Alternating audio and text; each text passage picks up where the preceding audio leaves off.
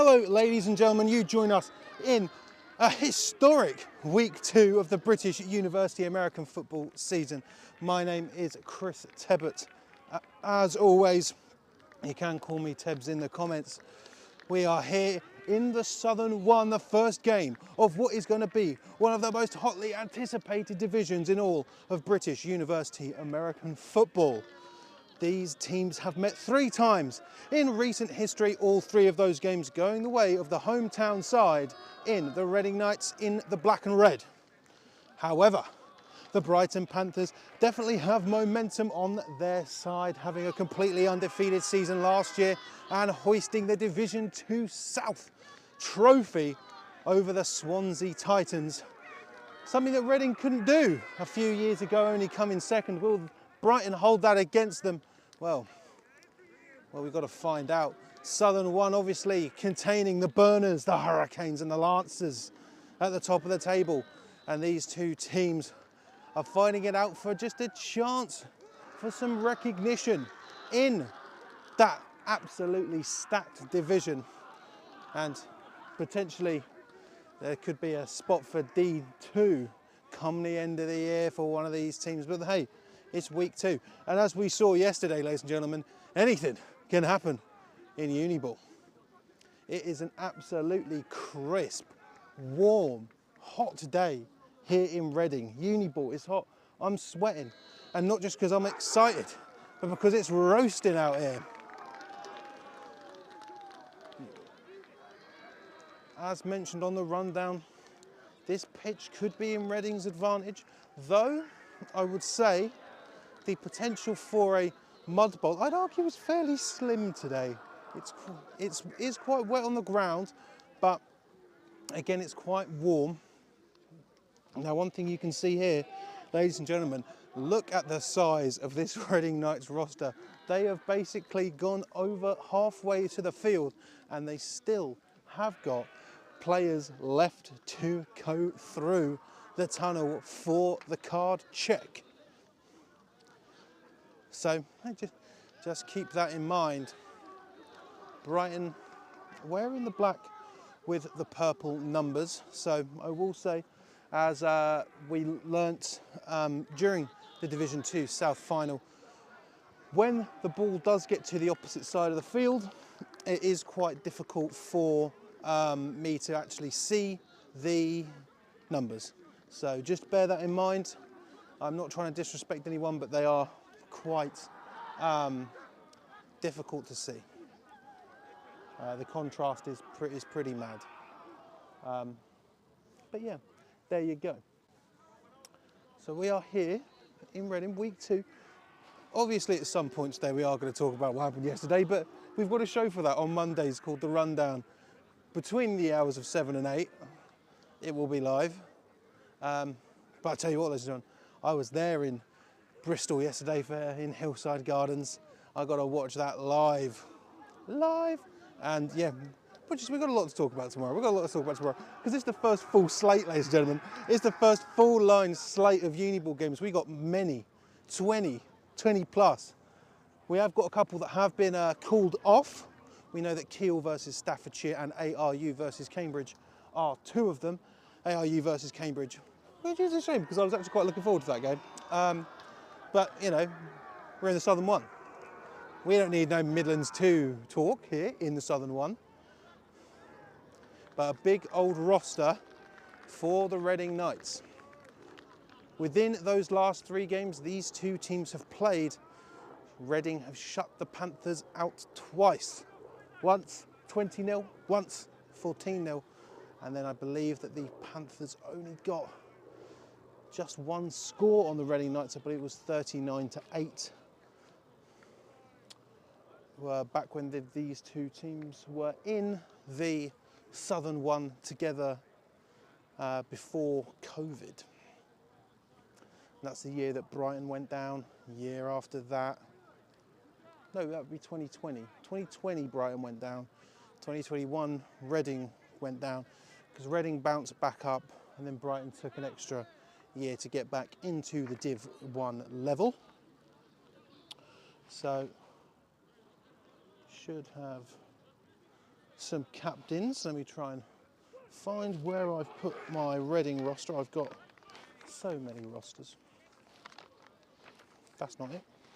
A lot of flies out here, getting real close to my eye, which I'm not really thrilled about. Look at the size of that roster, ladies and gentlemen. You've got to commend Reading for that effort. Look at the size of that. We normally are on the home sideline.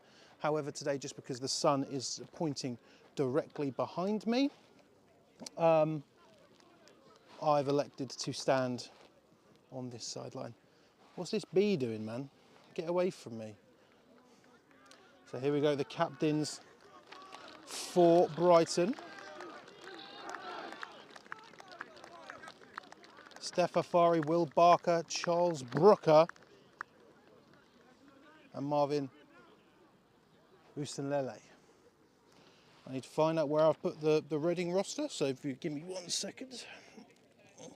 Because once again, it is just old Chris Tebbett out here. So I've got to take care of pieces of paper, take care of the camera, and also be on the ones and the twos. Let's find out who's going to win the toss. I believe that Brighton have just won the toss. Fortunately, I can't see who. So the captains for Reading. Actually, hold on. Let's lock in for I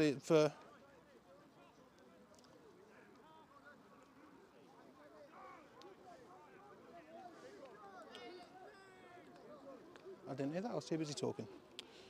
Fantastic. So the captains for Reading: Max Sastry, Harry Parfitt, the special teams captain.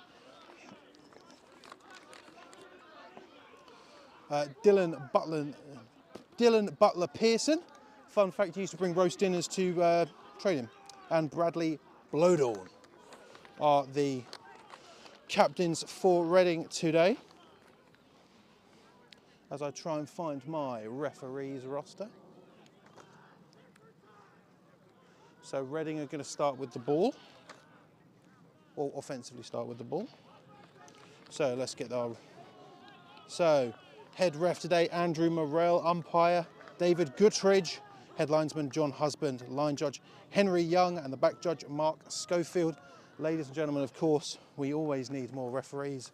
So if you are interested in becoming a referee for the British American Football League, it's bafra.org is where you need to go.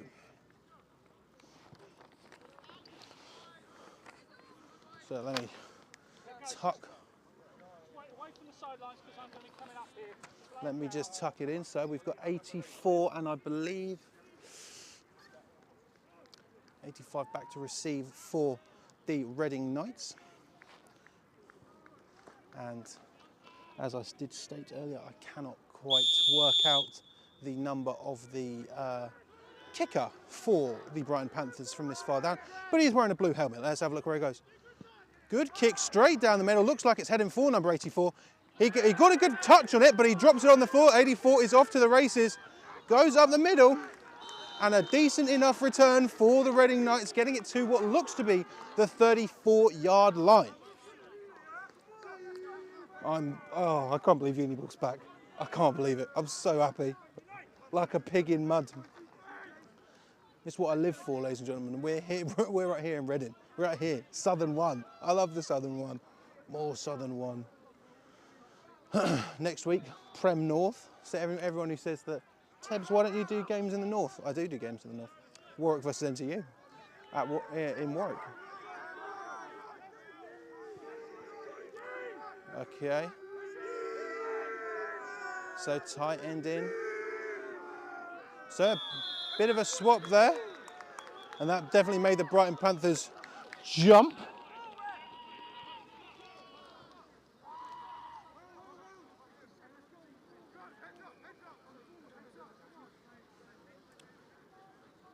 I thought that was Brighton jumping.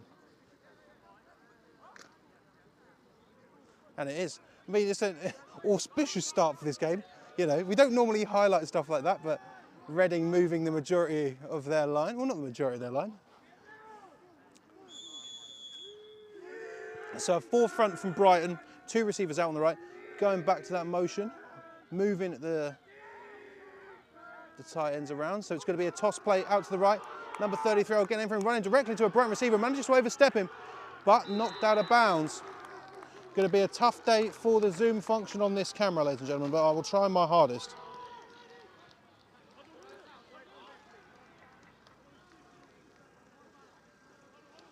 Max Toganu Bickersdeath. Number 33 there for the Knights. He's going to be getting a gain of, well, first down.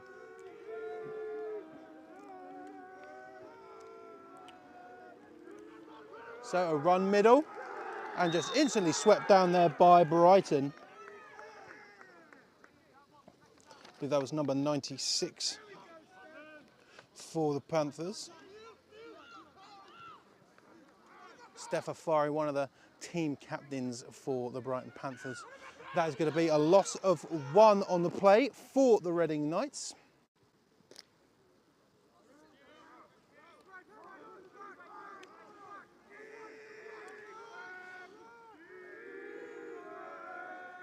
So more of a traditional spread formation here, and just a very, very lofty pass there from Sestri, the QB for the Reading Knights. Got a lot of air underneath it, but there's not actually that much wind here in Reading today.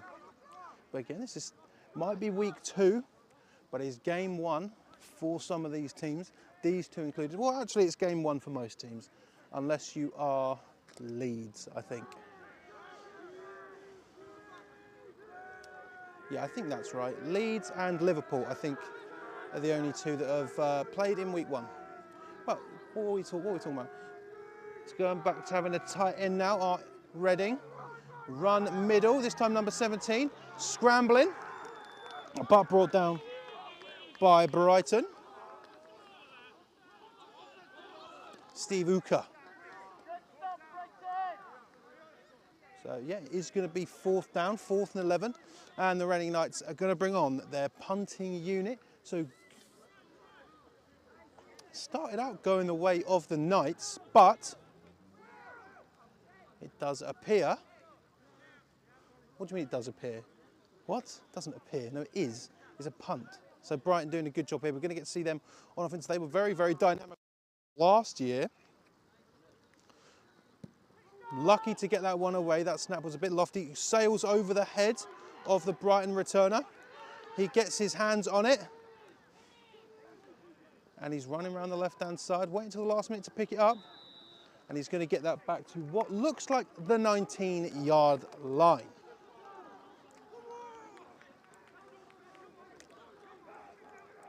So, decent enough return for Brighton. Let's see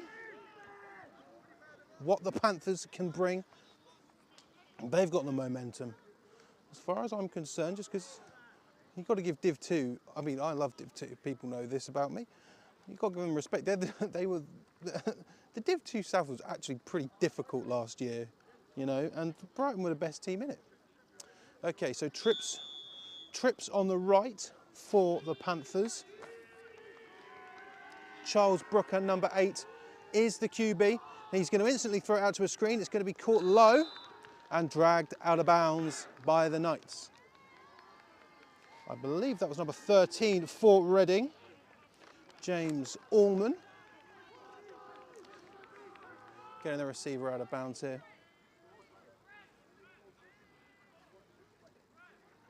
So 2 receivers either side now for Brighton. Potentially a gain of 1 on that play. So it's going to be a handoff. Oh, and there's some speed there. It tries to go low, but it is going to be a good amount of yardage. Let's have a gander. So,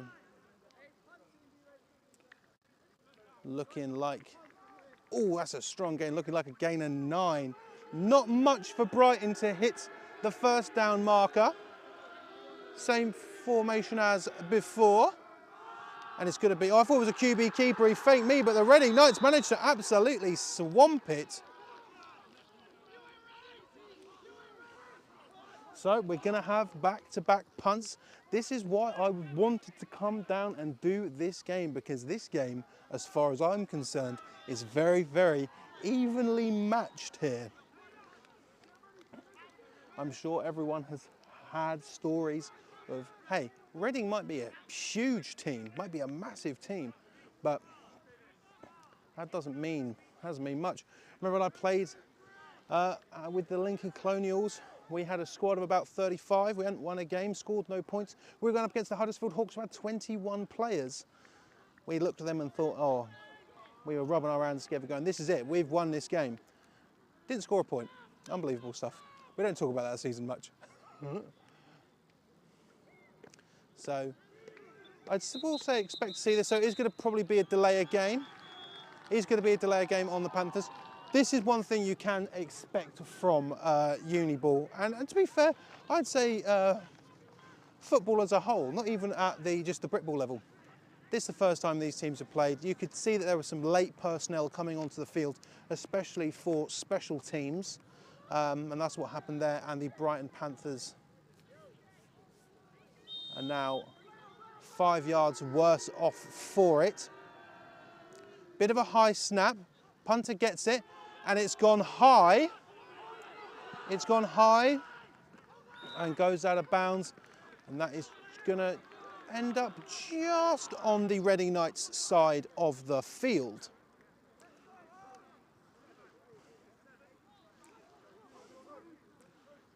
So 33 and 17, the running backs.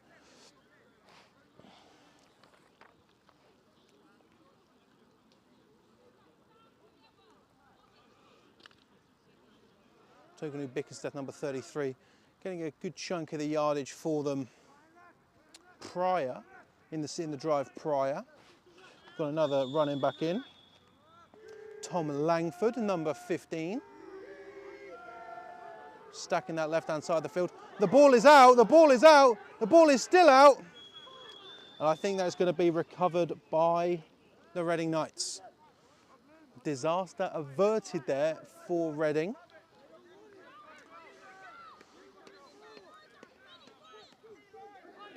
So they've lost some yardage. Oh, they've lost quite a bit of yardage. So they're going to lose 4 on that play, but you still maintain control of the ball, so not too much of a problem. So now another man in the backfield, Ted Norton, number 35. 2 receivers to the left. So Sestri's going to take it himself, run out right, but he's just going to be swamped by Brighton. And again, unfortunately, I just can't read the numbers of Brighton. But a great tackle nonetheless. And Reading are now even more behind the 6. They're looking at a third, and I'm going to say at the bare minimum 20. Third and a bus ride, ladies and gentlemen. Third and a Ryanair flight. Unbelievable stuff for them.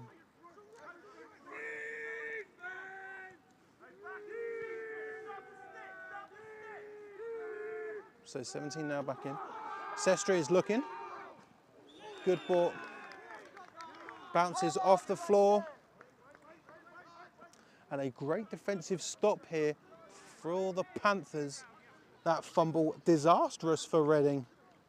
But the tackle for loss even more so. So the punting unit for the Knights is going to come back onto the field. Harry Parfitt, number 19, to kick it away. Last time the snap was, again, it's a bit high. It is obviously quite difficult snapping when the field is just completely slick. So as you can see there, and Parfitt has got to get away. And an absolute coup for Brighton.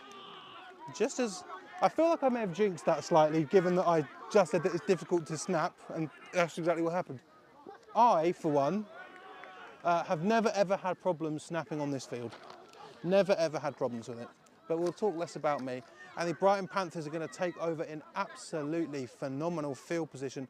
Looks to me to be on the 35-yard line of the Reading Knights. Back to trips for Brighton.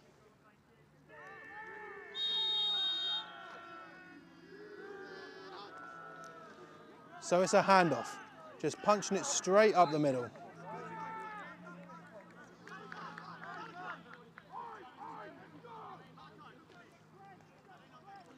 I believe the running back there, number 7, David Julius.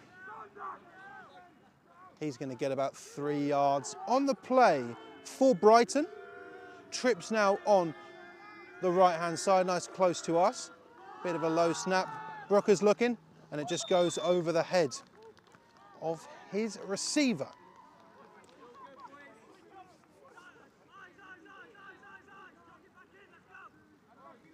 So going to be a 3rd and 6. I'm going to say or 7, because we're on the away sideline. I can't see the down marker as clearly, but we're going to go for it. So got a man in motion. Julius has got it again, and Julius is looking. He jumps over a man. Good little jump, and the Brighton Panthers are close to payday. So it looks like the Brighton Panthers are going fast. I need to make sure we're out of this replay. Okay, we are.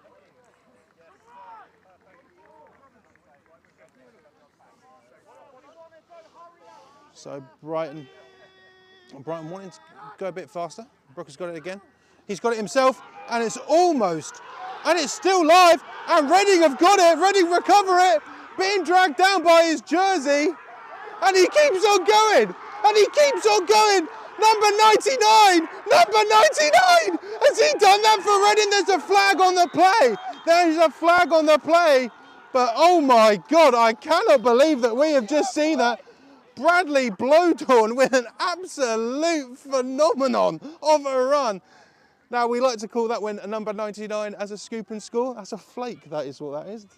Because, you know, 99, flake. Oh, anyway, it doesn't matter. But there is a flag on the play. Blowdorn is, if this does not go the way of the Reading Knights, I think Blowdorn's earned himself a full bottle of electrolytes.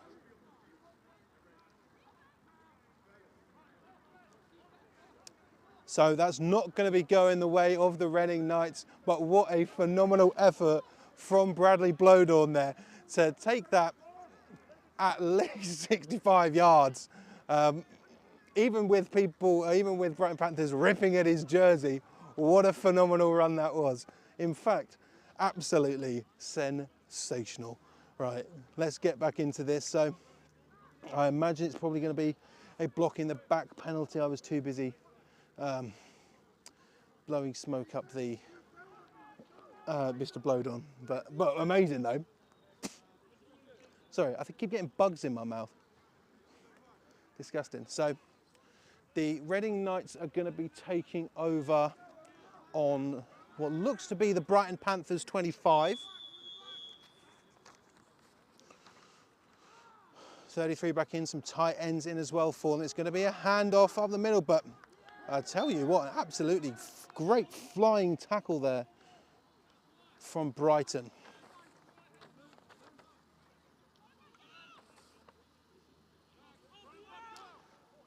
And Brighton Panthers, Georgia Teague, their head coach of the year as well, with a phenomenal job she did last year, obviously taking Brighton all the way to championship glory. Again, love to continue the momentum. So it doesn't look like there was any gain on that prior play. Bit heavy. Going to be another run now. I tell you what, Brighton are very, very good at stopping this run.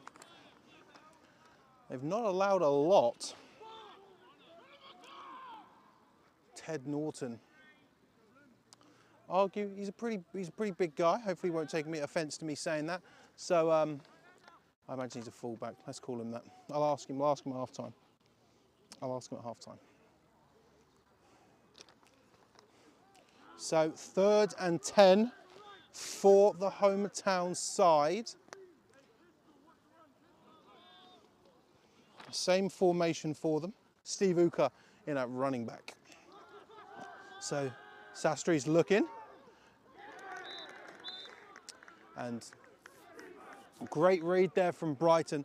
We could see at this angle the receiver he was targeting and I thought it was happening for them.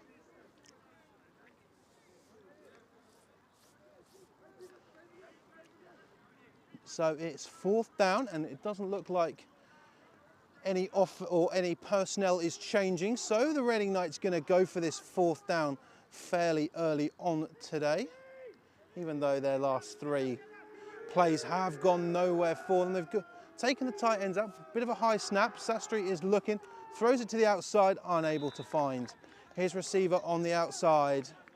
Turnover on downs, and the Brighton Panthers offense is going to retake the field.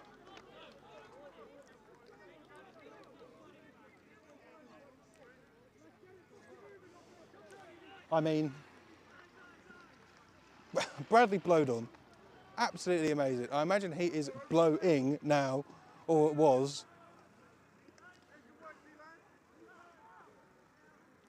But I mean, you just had a D tackle run almost the length of the pitch. Will we ever see it again? So it's going to be a run play going. It looked like it was going up the middle, but the hole's just completely disintegrated. Sorry about that, ladies and gentlemen. The hole completely disintegrated and moved to the right-hand side. Going to be a gain of, I'm going to say 3 on that play. It'd be nice if you got the play, Chris. Yeah, no, I know. So Brooker throws it out, but ball is out again, but recovered by a Brighton Panther. We could see again, this pitch is moist, ladies and gentlemen. It is wet, slick. It is slick. And that could be affecting the ball, as we've seen the ball slip out of the hands of both teams on the punt for Reading, and a couple of fumbles for the Brighton Panthers. Going to be a 3rd and what looks like 2 now for Brighton, and just a screen pass out. Number 4 for Reading is right there, and the Brighton Panthers are going to get nothing on that, and the punting unit for the Panthers is going to come back out. The Panthers punting unit practicing perfection. But last time they did have a delay of game, obviously waiting for some of the personnel to join in, but again it is week 2. So you can't, it does happen, ladies and gentlemen, it does happen. So number 84, back to return. Sam Worthington, back to return for the Reading Knights. Ball is up, ball is away. Taking a little bit of a Reading bounce, continuing to take a bit of a Reading bounce. So that ball looks like it's going to be coming to a stop at the 40. Well, I'll wait for him to put it down. At the 43-yard line of the Knights. So not long to go until they're half in Brighton territory. One thing you love about Uniball is the amount of different coloured helmets. Well, not so much for Reading. I don't mind it because you get to see where people played, because you can see a Wembley Stallion over there. You can see a London Blitz. I don't mind it, but I can understand why people don't like it. So, back to that formation with 2 tight ends. Sastry, definitely some miscommunication on that play. Brighton is saying that they've got the ball as well. So, Sastry manages to keep contain of the ball. But there was definitely some miscommunication on that play between Sastry, the QB, and the running back. I believe that was Langford. We've seen that happen a couple of times with Langford today. So it looks like it's going to be a timeout called by the Reading Knights.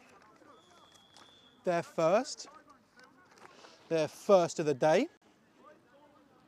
I'll tell you what, do you know what I'm looking forward to doing? And it sounds mad. I'm looking forward to doing the score recap. You know, I'm looking forward to doing that. because we'll go to the scores during a break. SJ's out here. Got a lot of Panthers fans. Dan Pell asking, do I get PTSD from that pitch? Yes, I do. SJ saying this is better than Knots versus you. Yeah, well, Uniball's Uniball. I don't care what level it is. I don't care what level it is. Hello Nana, how are you today? Warm day today. So here we go. So it's getting back into it. I believe that I will be joined by a commentary partner in a moment. 2nd and 15 after the sack on Sastry. So it's going to be a reverse. Oh, and that was close to Brighton. Double pass and a great catch there. Love a double pass. Very well executed. Very, very well executed by the Reading Knights. It is a bit complex. They managed to get it off. But they have got it off for a gain of 4. So make of that what you will. Both teams, Coach Russ, both teams very evenly matched. Need to break up play 100%. That's why I wanted to come and do this game, ladies and gentlemen, because I knew it would be evenly matched, and it certainly is. Better snap this time. Hand from the middle, but Brighton once again swarming it. This run defence of the Panthers is seemingly impenetrable.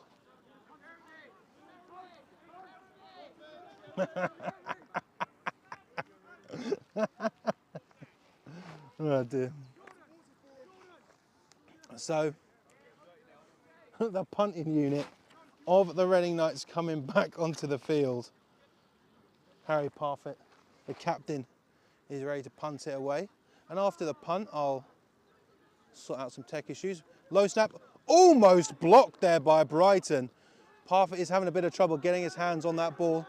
We know that, and Reading dive onto it. Dark against dark is going to be tough to see who's who looking at the back of their jerseys. I've already said Brighton is, it's difficult to look at Brighton's numbers. So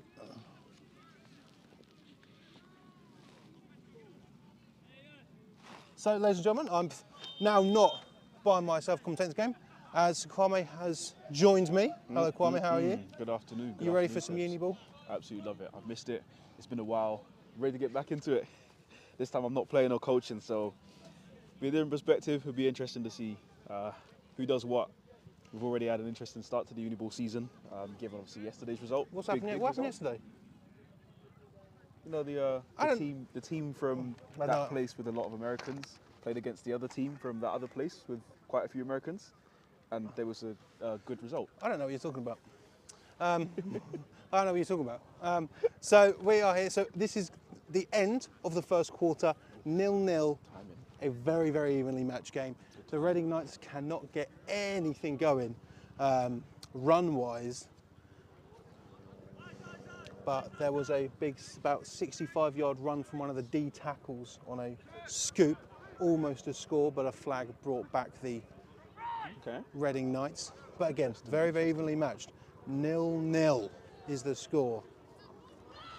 Now there must be at least one or two guys that I recognise from previous seasons in here. Oh, 100%. So trips on the left for the Brighton Panthers. Oh. And it's picked off by Reading. Oh my And goodness. the special teams captain, Harry Parfitt, he can punt the ball and he can intercept it as well. And that is going to be the second turnover for the Reading Knights. So it completely just fell on top of his lap. The That ball was was zipped across, too hot for the receiver's hands, and It was bouncing through the air, it hit off a couple of Knights players' hands, and it ended up in the hands of Parfitt.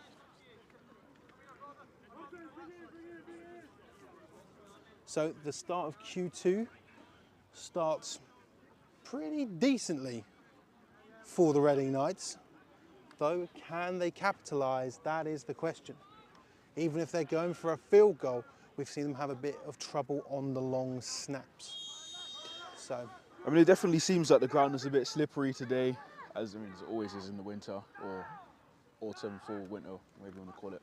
So a bit of a low snap there, and just Brighton Panthers again.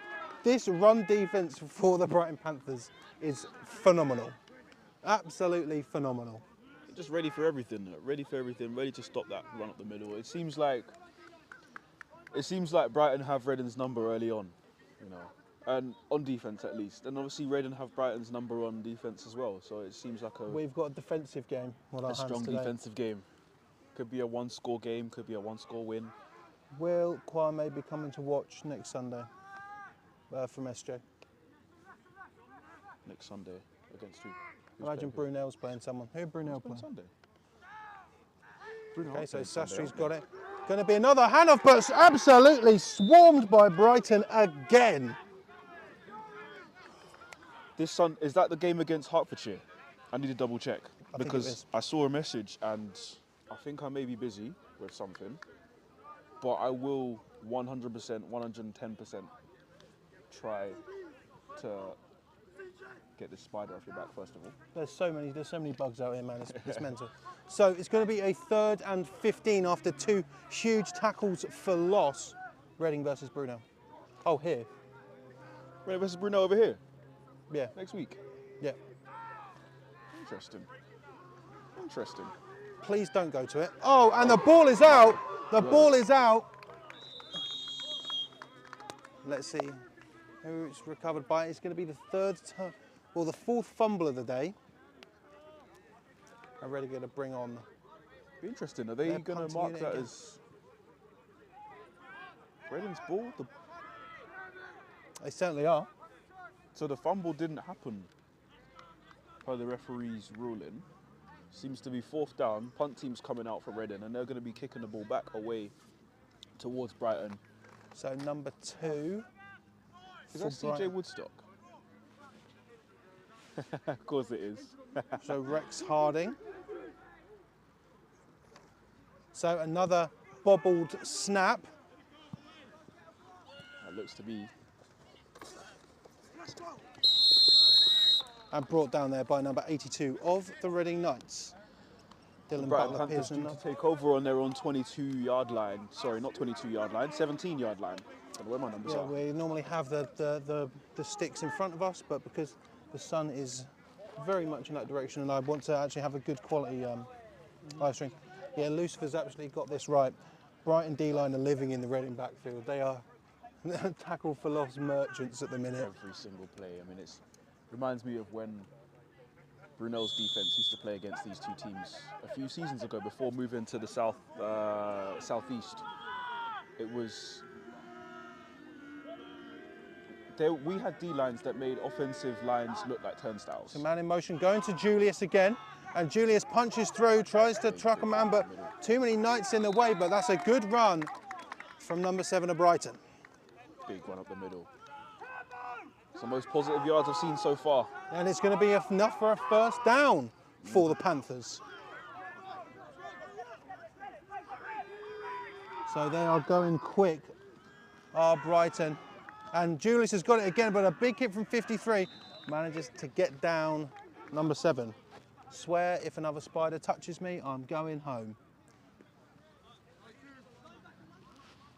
Spider-Man, Spider-Man.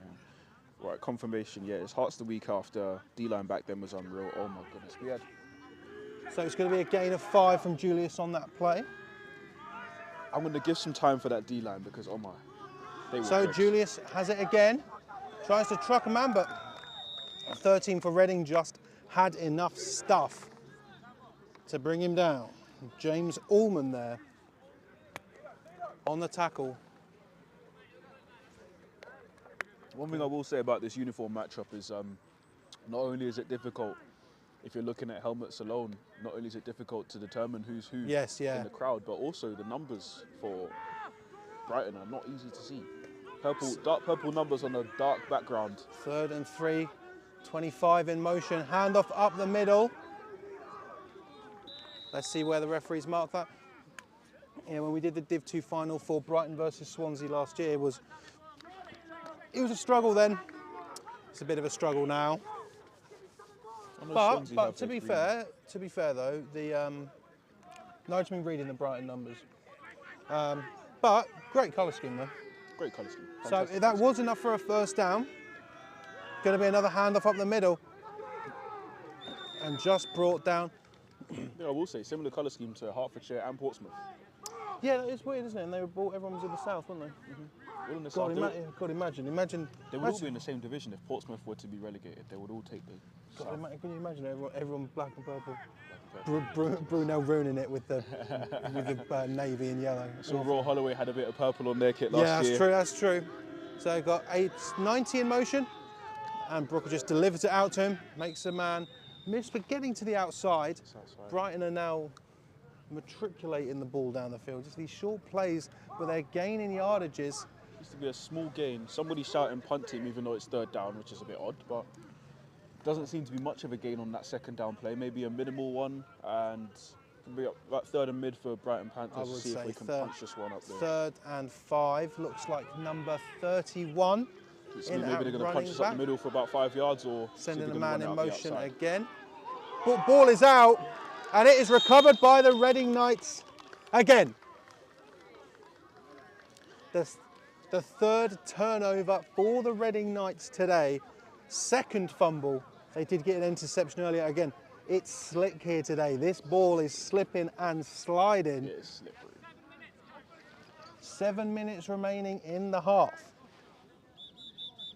What says team 2? Does it not say Brighton? Oh, sorry, James, I didn't realise that. Of course I can change that. No, we're going to write to Brighton and make them change their name to Team 2. Sorry about that. Didn't they change their name? No, that was Oxford Brooks. Oxford Brooks. Yeah, sorry about that, James. Thank you for pointing that out to me. Thanks, SJ, for not pointing that out to me.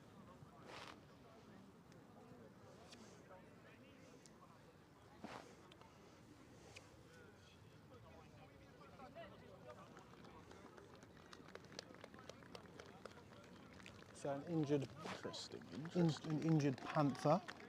Used to be Brighton Tsunami. It did used to be Brighton Tsunami. BNU BUCS. We'll all love BNU BUCS. I remember when they changed it. I think we played against them as the Panthers the first year they were Panthers. I wonder what the colour scheme of the Tsunami was. Was it blue? Blue and something? I'd imagine it probably was, yeah. Okay, so the Reading Knights are going to be taken over on probably about the 39-yard line of the Panthers. And it's going to be a QB keeper from Sastry, but he is met and dragged back by a flag. Two flags, three flags, a cavalcade of flags there. I think that is going to be definitely going to be on Brighton somewhat for some unnecessary roughness. They had. That's right. They'll take him down to the one at this rate. They had Sastry all wrapped up. No need to throw him to the floor. And it seems as though we do have a Reading Knight down, and if that is number 6. That could be, in fact, I think it may be. I know it's for some unis, not to mention any names, not to say these colour guys scheme in was particular. navy and white. Oh, navy and white. Thank you, Nathan. That was it. Some teams have this, let's get the quarterback sort of mentality. You know, if you take the quarterback out of the game, let's see who you got as a backup. It ain't pretty. It ain't pretty. But to be fair, if I was either offensive coordinator, I would be fuming with the performances. Not the performances, as per se, in terms of running the plays, but the ball security, just not being able to hold on to that football. Here's the thing, is I know for a fact that this pitch ruins the integrity of balls. I had a performance on here that was awful. So we can say that the Sastry, the starting QB for the Reading Knights, is walking off the pitch with some medical officials who are going to check him out. We're going to have to see, I think, my Reading roster. I can say from experience of having played on this field, it is, yeah, exactly. Horrendous. We have got, both of us have got first-hand experience playing on this pitch, and it is difficult. When this pitch is wet, this pitch is difficult. It's not the one when it's wet. Although, that being said, in the summer, it's not too bad. I've not played in the summer, but I have teammates, former teammates who have played on this field and currently do play on this field.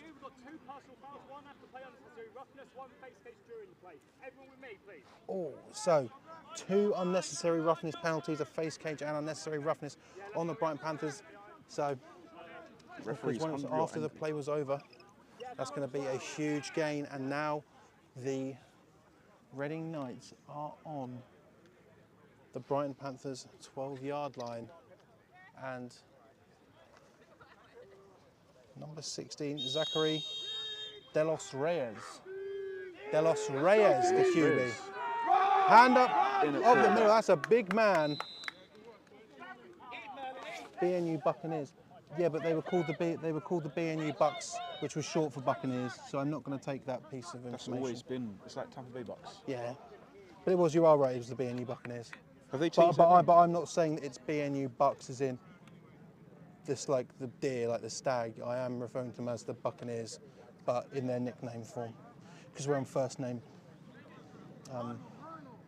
We're on first name terms, me and BNU, so I can call them the Bucks. It's like Chorley Bucks as well. You don't call them the Chorley Buccaneers, do you?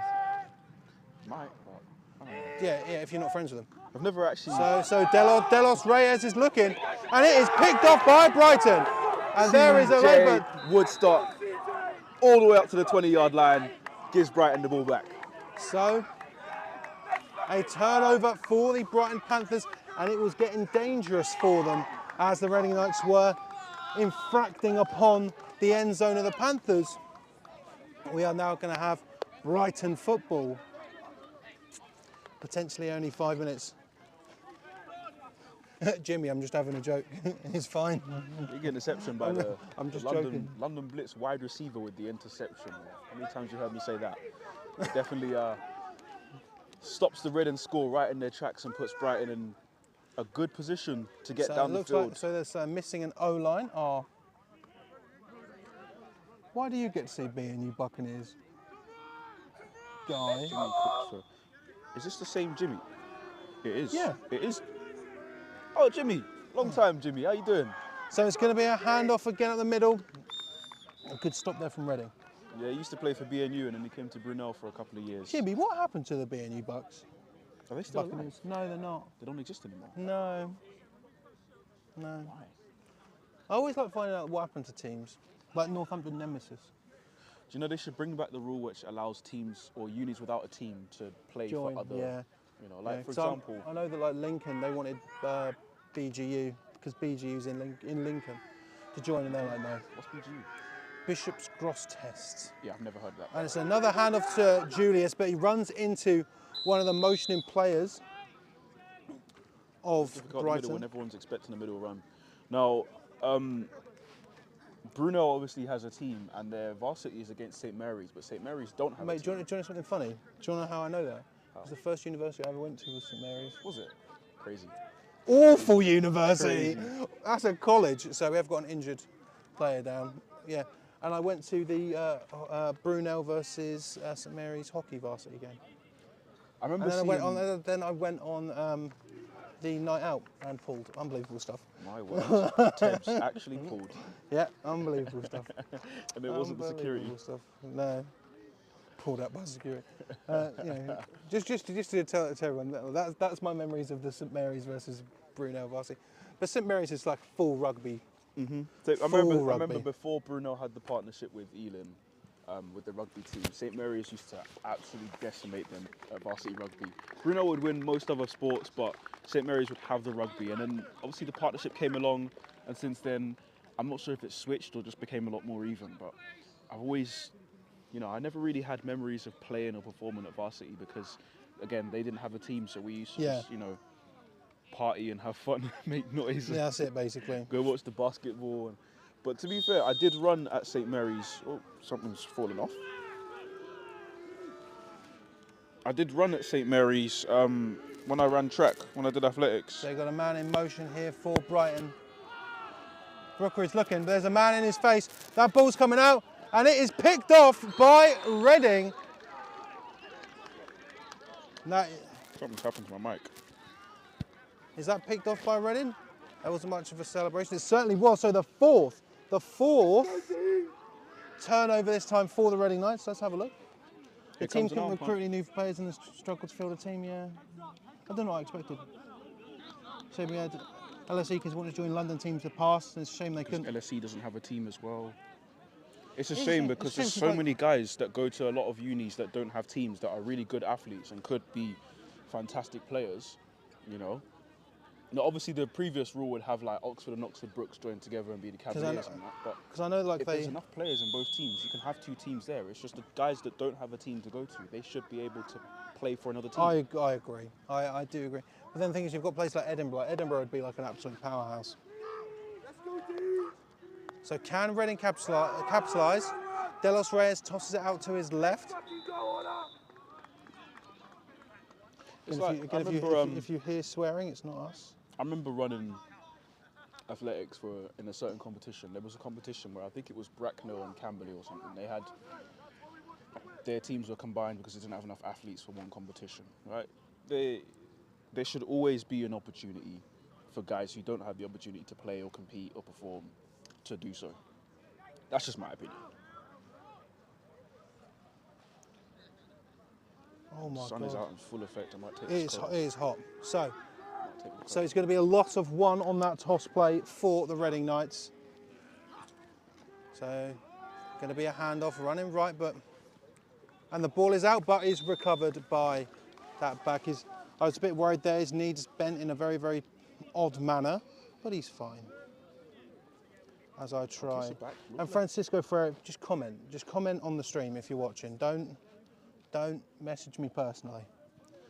He used to be the QB for Reading Knights. I know Francisco. Of course you do, yeah.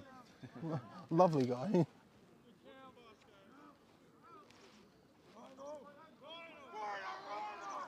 So, gain of 1 on the last play, or gain of 2 actually. So 3rd and 9 here for Reading. High snap. Delos Reyes has got it. Ball is out, but just hitting the floor. Very incomplete, and it sees that. Nothing about. I'm not sure if we've got any defense and the Reading defense as well. It seems like both defenses are catching more passes than the offenses. I'm not sure. We haven't got any score updates for you. I will say this game is happening pretty early in the day, so 2-minute warning, 0-0. We've not had. It's not yet 1 o'clock, and a few We've not other had some other kickoffs. Yeah. 1 o'clock, 1:30 kickoffs and whatnot. It's difficult. It's different because Uniball kickoffs are a lot earlier. You know, I'm used to kicking off at 2 o'clock, 3 o'clock, 4 o'clock. Yeah. Summer ball, you know. Here's the thing. I don't mind. I don't mind because at the end of the day, it's a beautiful day. So. Beautiful day. So the punt bobbles along the floor, Big. but once again able to get it. Covered by Woodstock has got it. Heading up the sideline. He tries to hurdle a man. And gets out of the 25-yard line. Trying to put on a show there. Let's have another look at the hurdle. I will say, Parfa is having a pretty good game here. Considering that ball is bobbling about on the floor, he's been able to get it away. It was a big punt. Not a lot of hang time, but it had the distance. And I personally think if Woodstock had left it, it would have gone out for a touchback. And, I mean, he made an extra 1 yard on that, so and it'd be worth it. I'll tell you what, and if this next play ends up at the 1 yard line, he's going to be absolutely, well, the 2 yard line is going to be absolutely fuming. Absolutely fuming. But no, David's absolutely right. It's a defensive shootout. Very evenly matched again. That's why I think this game was a good one to do. Reading Knights have a few jersey numbers retired. They certainly do. More to my knowledge. I had one that retired. So I think Brooker has, no, they faked me there. I thought Brooker kept control of that ball.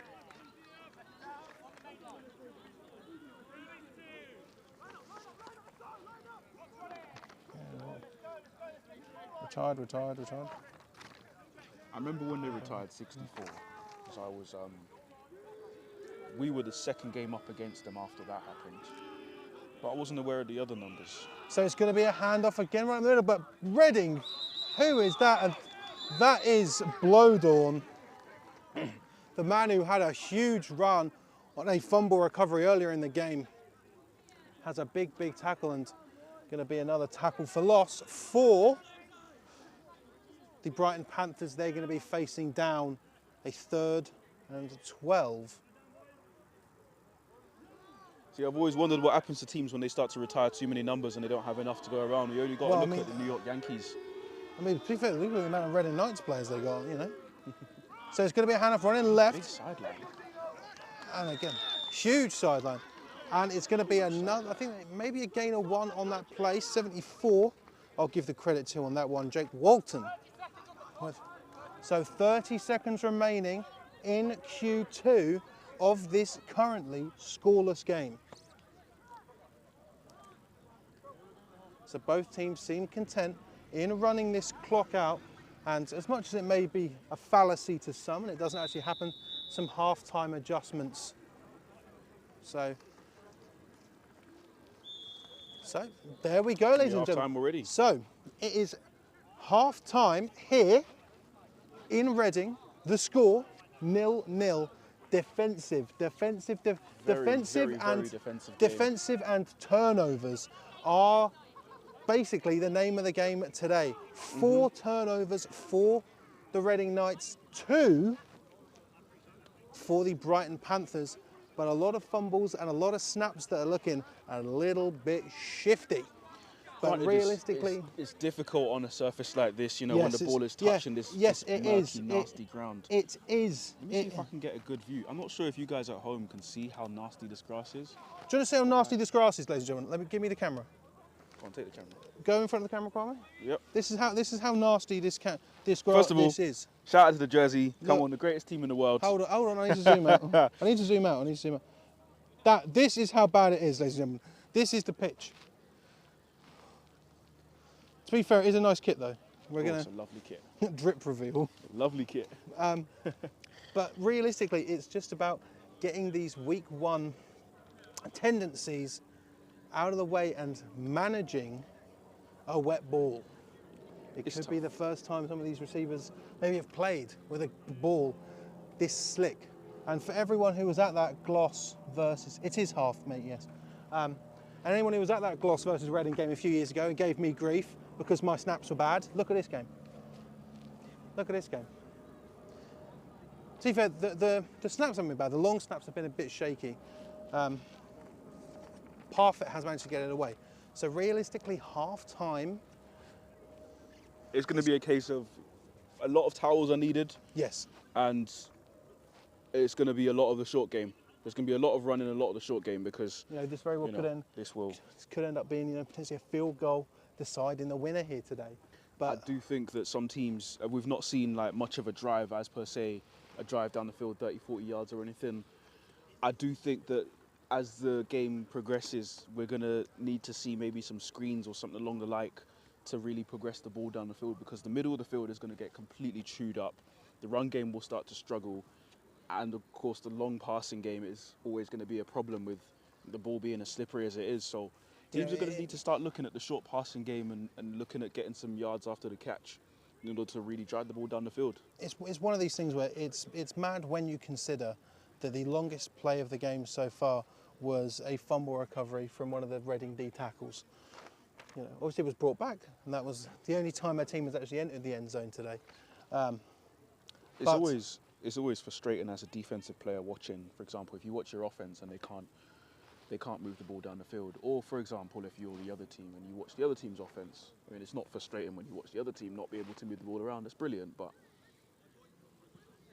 I fully understand the complaints from both sides' offences. So, ladies and gentlemen, me and Kwame are going to do some half-time stuff and probably just be roasting hot because we thought it was going to be winter weather. Brought a big winter jacket. Yep, so have I, and a hoodie, and I'm roasting. So, ladies and gentlemen, the score at half-time in BUCS Week 2 in the Southern 1, the Reading Knights 0 and the Brighton Panthers 0. We will be back in probably about 10-15 minutes. Go and get yourself a cold drink in winter. Very, very strange. So we'll be back in just a little bit.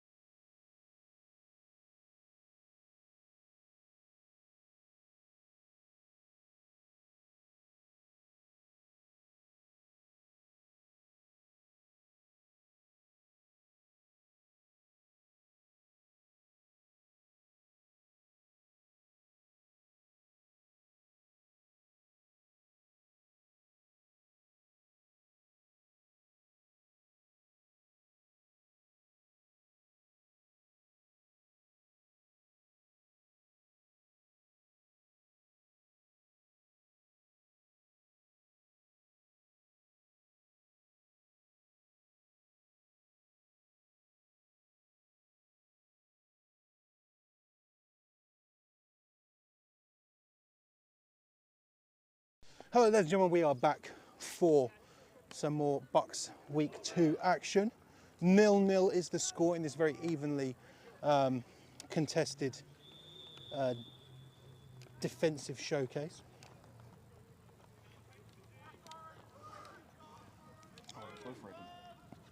So here we go. Parfit kicks it away. And big kick fielded by CJ Woodstock, who's running out Woodstock. to his right, and he's got a bit of space. He has got a bit of Dribbles his space. way. Is he going to stay in bounds? Still in bounds. The referee says he's out of bounds, but I think he was still in bounds, and he gets brought down finally to make sure, just inside the 25. But the referee says he was out of bounds around about the halfway line. And the Brighton Panthers sideline is calling for a flag on Doborn for a late hit.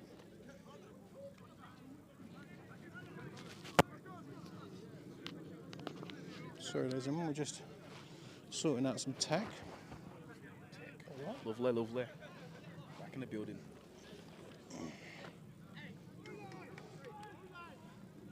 Right, we'll get back to the football in just a split second. Okay, so Brighton is a good return. Brighton obviously thinking that they had a little bit more, even Kwame thinking they had a little bit more. I personally think they had a lot more. It didn't look like he stepped out of bounds. It looked like he had an extra foot of space before. It looked like there was just a mess of people going out of bounds there, but they are going to have that ball on, I'm going to say, the 47-yard line of the Reading Knights, and it's going to Julius again, David Julius, with a big run. There's some little bit of extracurriculars, and it looks like we have a Reading Knight down. Ooh, there's a guy really down. It looked like some after extracurricular activities, and then all of a sudden now he seems to be wriggling around. He doesn't seem to be moving at all. But no, I definitely think when I say a foot, I don't mean like a measurement foot. I mean like the width of his foot. It seemed like he was in bounds by about that much. But we have. So we do have our first score update on the day, and it is 7-6. SGS over Portsmouth. So Portsmouth managing to get points on the board, which is impressive for the Destroyers. It's an interesting season now because obviously with the Southern Premier there's no more UE. And then now you look at this with Cardiff taking the victory off of Birmingham as well. You know, it's definitely opens it up. Birmingham used to be the team that were the most feared in the South. I mean, given Birmingham's Midlands, but I mean, still. Yes. They were the most feared team in the South, and things changed over time. I think there was a season where Hertfordshire did really well, and they won it. But yeah, all of a sudden, it was after a few years. UE came along, they were in Div 1. Everyone expected, I remember the season, because it was a season where Bruno went up to Div 1. So we can say the player who was down is walking off under his own power. It was the season that Bruno came up to Div 1. Kingston went down to Div 1. They played against each other. It was those two for the league season. Everyone thought Kingston would go straight back up. You know, they had the star running back. Then UE beat them at their own home, went up to the Prem. And I think a few years after that, they really just took off. And probably the year after that, that was when everything began. So here we go. We're back in now. So going to David Julius again, and he's dragging Reading Knights with him. Very impressive player. As I try to take the cobwebs off the camera, we're going to go to some of the comments here. Coach Ross getting some love. Gary keeping us informed as he always does. It seems we have got another game that is very much similar to this one. UEA 0, Kent 0, and obviously we want to say thank you to Chris Hollands watching the stream from Belgium. As a former D player can enjoy, We'll say if there's as a former player can help by getting some enjoyment out of strong D games. Or you've got one. But David Julius is doing well. This time a bit of a reverse. 59 for Reading has got him down. And after some, a good bit of momentum on the Brighton Panthers running game, able to bring a man down. Let me try and find Liam. It's not spiders anymore, it's lady words. You've got two on you. Is it? Oh, Christ. One there, one there. Liam Van Wyck on the tackle there. Get him off me. I don't like bugs. Here's one. Look. Aren't some of them poisonous? Yeah, it doesn't matter. So Not because it was on my finger. 3rd and 10 now for Brighton. Just lost all the yards that they gained. Brooker is looking. And it bounced off the hands of number 13 for them. I think I've realised a bit of a pattern. Some of these wide receivers, maybe some of them are quite new and are not quite used to, as he's stomping his foot in the ground, maybe his shoe came off. Oscar Longmire there, unable to bring that in. It does make you think, you know, some of these receivers, they don't seem to be attacking the ball. It's like letting the ball come to them. And that's why a lot of the defensive backs... Well, to be fair, really... I'd say let's check in now, because I believe that it is 4th and 10, and the Brighton punting unit has not reached the field. Brooker and Julius, would have gone for it. But a man in motion going to Julius again, but he slips. I think it's a case of both teams are trusting their defense more than anything else. What I don't want to see is an ugly slugfest in the middle of the field where nobody gains any yards. Somebody needs to be... We talk about a slugfest in the middle of the field. I said that there maybe was a less potential for a mud bowl there, but we saw normally the sure-footed David Julius there slipping on that play and turning the ball over for the Reading Knights. See him as he's coming off the field, looking at the bottom of his cleats. He's probably going to scrape a big chunk of earth from under there. What we going to say though, whoever's kicking the field goal towards this side, towards our right, has got a slight advantage. Slight advantage, yeah. It is slightly bent. Concave post. So the Reading Knights' first offensive drive of the second half, and so their starting QB Max Sastry is back in. Hovering take for the field, and it's going to be a reverse to number 18. They tried to go for the double pass earlier, but Brighton once again swarming it. Huge loss. Big loss there. At least over 10 yards they've lost on that play. I'm going to get a better look. Looks to me they've lost about 10 yards on that play. Yeah, it's 2nd and 20 for, you know, I forget who said it earlier, the Brighton defensive line is living in the backfield of the Reading Knights. And someone called Lucifer, I think. Lucifer? I think I recall him. What I will say is when you have a surface like this, and I learned it the hard way as a player as well, it's difficult to make someone miss when you yourself can't even grip the field. You can't even grip the ground. You're putting your feet down and it's just slipping everywhere. So we saw that motion earlier in the game from Reading. A bit of a low snap. Sastry's got it. Delivers it to 85, but the ball is in and out of his hands. Unable to get much going here. 85 was wide open there, covered by CJ Woodstock. Good defense in the end, but the ball was tipped. He was completely open. Could have hauled it in. I believe he would have been tackled. Woodstock had the I think he would have done. It would have been a good game because the Reading Knights are still staring down a 3rd and 20. Blimey. Need to get the slough for a first down. You know, it wouldn't surprise me, and I think I may jinx it here. I don't want to, but we've seen that these punts for Reading are bobbling around on the floor. Brighton have been getting ever closer to a blocked punt. Potentially could we see one if this play ends up being a punt. So Sastry is looking, delivers it to his right-hand side. 84 has caught it. A good tackle there from Brighton. It's going to be a decent gain for Reading, but they're still going to be facing a 4th and long, looking to me like a 4th and 12. Maybe even 13, a generous one. 4th and 12 it looks to be. Are they going to bring... It looks to me like the punt team is coming out. I hate, there's so many bugs here, ladies and gentlemen. There's so many bugs. What you need is... have you got a can of deodorant? Because I've got a lighter on me. Just make a flamethrower. Those bugs will... It's weird, they just keep touching me and I don't like it. So Parfitt the punter. Again, that ball bounces up off the floor, but Parfitt again manages to get it away. Good reception there by the Brighton Panthers. He's got space up the sideline. Outrunning some people. He did go out of bounds there. Definitely. I think he had a bit of space up the inside to go to cut that one up the inside. He would have had just a little alleyway. Would have been brought down most likely, but could have gained an extra few yards. And I do think that Brighton, at least on their defense and their special teams, they're looking a lot more positive in their run game. Like they're managing to get this ball inside Reading territory.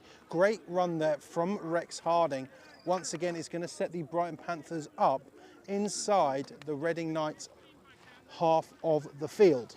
I think what both teams need to look at though is to stop or maybe move away from doing these reverses. They've got a couple double reverses going, and all the reverses that I've seen have been going for negative yards because the defense are wise to it. The defense are aware of what's happening. So David Julius in the backfield. Flags flying. Looks like it's going to be going back. Could be a 1st and 15 coming up. So yeah, it's going to be on Brighton. They're going to be going backwards. 1st and 15 for the Panthers. Also, I do think it is more difficult to not get a false start in this horrendous terrain. It's only week 2, so a bit of a low snap there. Brooker's got his hands on it. He's looking long, but that ball is a little bit ropey. But he's caught it. One hand. Oh my Lord, sensational play there. Let's have another look at that. Brings it in. It was like George Pickens this weekend, just gone.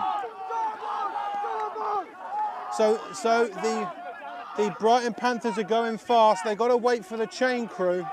I believe that was number 10 for the Panthers who have brought that in, and they are close to breaking this deadlock as they're going from the 3. Goes to David Julius, and David Julius finds the outside.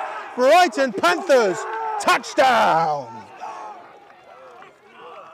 Not a flag in sight, and the Panthers break the deadlock in Q3.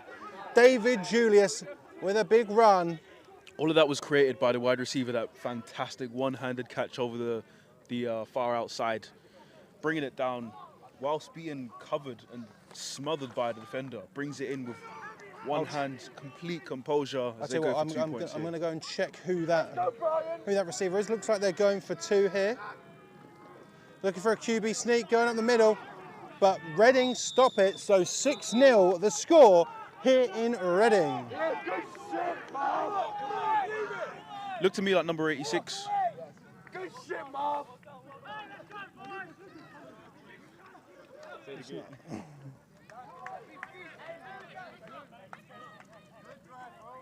I think it was number. I don't have a number 10 on my sheet. I'm tempted to go and ask. I'm going to go find out who that was. Go on. Going to leave Kwame with the camera.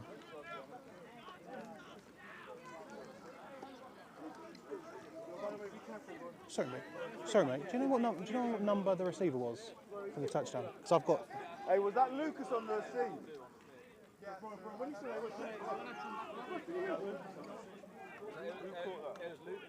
Lucas Godinho, number 80. Awesome, thank you. Number 80? Yeah. Awesome, thank you, mate. So, number 80 on that huge, huge catch.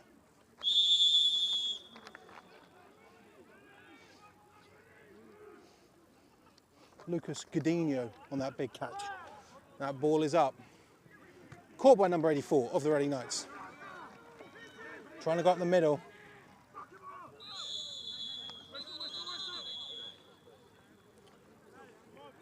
Maybe getting that back to the 30. Good timing as well for the Brighton Panthers to get that score, and we've got 7 minutes to go in the 3rd quarter. So enough time for Reading to do something, enough time for Brighton to put the score up again as well. So. But just impressive, like, just an absolutely great ball. We've not really seen much of the deep threat, and we saw it there. Brooker to Godinho for 6. I do think that this is going to open up the game a lot more, because now yes, I completely agree. Brighton have figured out, okay, that works, right? We can rely on the run game for a few yards at least, and we can rely on sometimes some of these passes actually working. We know this receiver has a talent to be able to hold it in. Take away one hand, he still has the other, doesn't matter, right? But now Reading are going to need to start opening up their playbook and trying some different options. You know, if the key doesn't work. Okay, so it's a low snap and recovered. And that's not a good start for Reading. Not a good start. Again, as someone who has snapped on this field as a centre, it is difficult, and I stand by that for everyone who gave me grief about it. When I played as a running back, I watched my centre snap 3 safeties for the other team. So really? On this field? On this field. Yeah, I know okay. how difficult it is. So, University of Gloucestershire Gladiators. Wasn't that bad, was it? So it's going to be a 2nd and 14 now for the Knights. He ended up being one of the best tackles in the league. So it worked out for him. Sometimes you have to fail Yeah, to that's true, succeed. yeah. Okay. Stacking that left-hand side of the field. And it's not safe. Wriggles his way out of a tackle. So it's not Sastry in at quarterback. Should have clocked that. Delos Reyes. Squeezes out of a tackle, number 37. You know, potentially that's a gain of 1 on that play. It really does seem like... It's very, very difficult. It seems like Brighton do have the outside covered. If it's a run up the middle, they have that covered. Reading They definitely have this side covered here, you know. 84 Woodstock is not someone to overestimate, or underestimate, sorry, should I say. So Reading taking a little bit of extra time here to try and figure out where to put this ball to get back into this game. I will say though, it definitely does look like the Reading receivers aren't quite as hungry as the Brighton ones. Can So, they prove me hand wrong? off. And once again, another run play for Reading ends up in a tackle for loss for Brighton. It's hard not to be impressed by this Brighton defence. Brighton defence have definitely come to play. They've definitely come to play. They've come to this division and they've said, we're not going to be the whipping boys today. We are going to give it a fight, you know. This is Reading, you know, they've got to play against Brunel again. They've got to play against Hertfordshire again. They've got to play against Oxford, I believe it is. Yep, Am I forgetting which teams are in which division? But that's it, yeah. those are the teams they're going to have to play with. We know how dangerous Oxford, Reading, Oxford, So high Brunel, snap and and a good Hertfordshire ball, were last season. but Brighton did run into the kicker. This is not going to be... This is Woodstock in daylight. Has so much space. I'm not has entirely a sure. sideline. Has one more man to beat. They finally catch him and bring him down at the 12-yard line. He would have been gone. He would have been gone. But we are due to have a look at this because the Reading punter is down. Down and out for the count. He's been down for a minute, but CJ Woodstock, what a brilliant return. Very likely will be a penalty and bring him back though. I don't think that is going to stand. I think that's good. I think that has a potential to be a roughing the punter. But I will be honest, as the returner in that situation, still going to give it all. Still give Oh, it everything. 100%. Because even if it comes back, even if it comes back, that's going to put some kind of fear or some thought into the Reading defence, right? Being able to return that so easily and just I feel like glide and gallop down the field. And I feel like that sort of return back into dangerous territory has sort of been brewing. I feel like it has been brewing. I think we're starting to finally see a little bit of a separation in terms of energy levels and So Parfitt is walking off under his own power, which is good because he has been, you know, one of the more impressive players on this Reading squad. he's been giving out some difficult punts as well. I wouldn't say, again, these punts, they don't have a lot of hang time, so it's not easy to get to position yourself underneath the football before I just mean in the terms of returners like, get down there. But it is difficult. Yep, also, yeah, roughing the punter there. on the flip side of having a punt without hang time is that you don't give your gunners enough time to get down the field. So that gives the Brighton guys a lot more time to set up their returns. So let's just say this now. That roughing the punter call is enough, and the Brighton.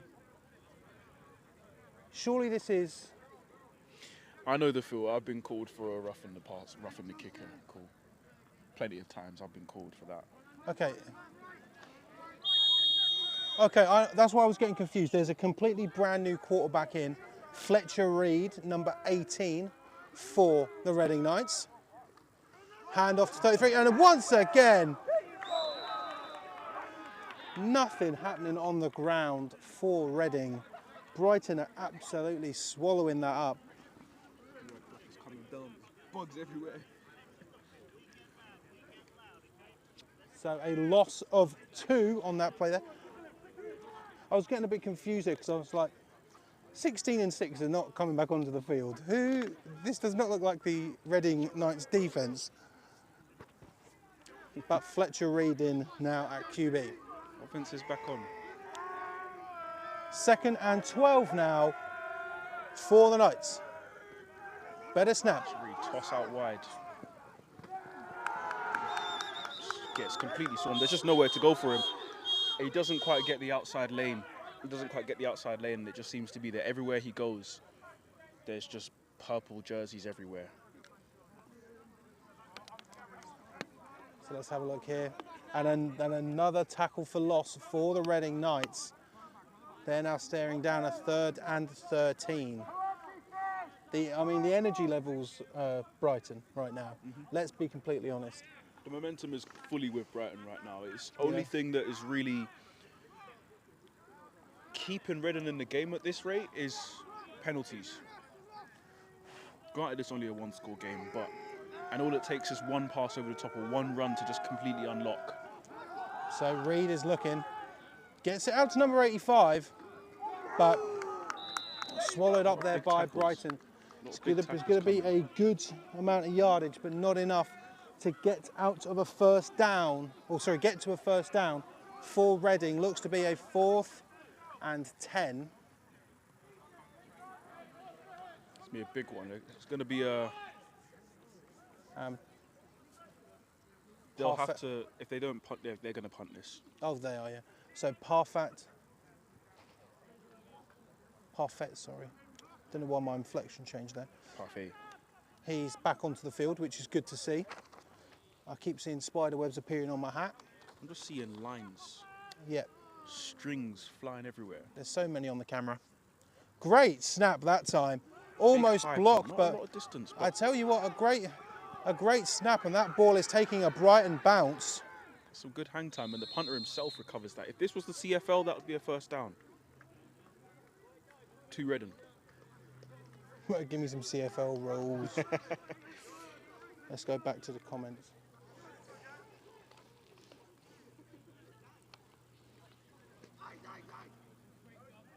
Brighton defence locking down, and Woodstock being a menace. A tale as old as time. Woodstock, the blitz wide receiver, playing cornerback. Lucifer saying, really need to utilise their PA pass. Their running game is basically non-existent. Yeah. Ball boy goes crazy. I'm the ball boy. that's quite funny. Shout out to Freddie. So here we go. So it's going to go to Julius again, but the ball is out.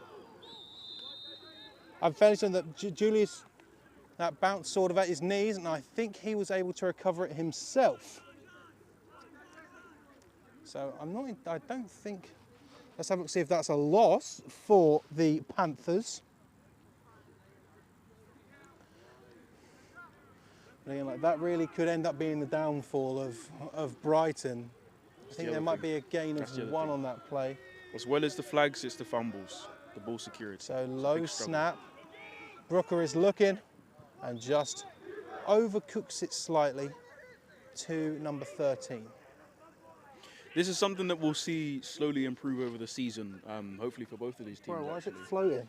It's everywhere, isn't it? It's the chemistry between the quarterbacks and the wide receivers. A lot of the time over the first few games, it seems to be very spotty. You know, I'm not aware of who these guys played in the preseason or what these guys did in the preseason. So for me, Brighton played Portsmouth. That I know. It's just purple everywhere. Everyone just wearing purple jerseys. So 3rd and 9. Another low snap, this time getting it. Julius is making people miss. Flag on the play. Runs into 44, but flag flying.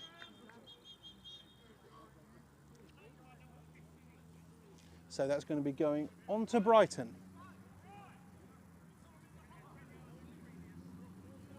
Looks like a holding call.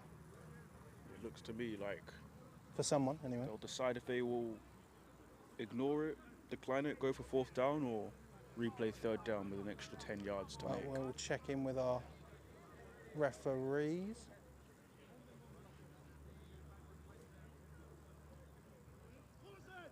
Holding offense. No, it looks like they're accepting that penalty. It's going to be 3rd and 700 billion yards. 3rd in the bus journey.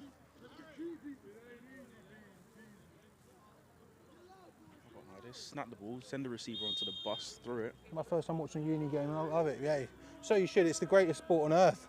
Uni ball is amazing. So Brooker is looking, throws it out, got the reception, running back through, ball is out, and that ball looks to be recovered by Reading. But yeah, it's a Reading ball, and that is the 5th turnover on the day for the Reading Knights. It's a lifeline for Reading at this rate. It's a lifeline. It was certainly it worked is. out to be a good decision to accept the penalty and not reject it, because So that is going to be the end of Q3 as well. So only one score in it, 6-0 to the Brighton Panthers, as the Reading Knights have their 5th turnover of the day. and that means the action is coming down to this end of the field. And it's very, very strange, isn't it, that like you have 5 turnovers. Normally the team that has 5 turnovers normally are the team that is taking the lead.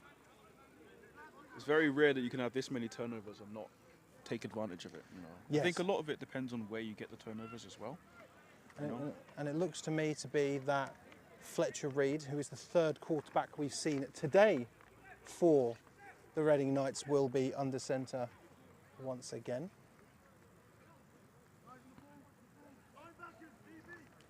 I think the biggest challenge for today is getting these webs out of the way. It is. It's basically November. Why is it so hot? All of these bugs should be gone by now.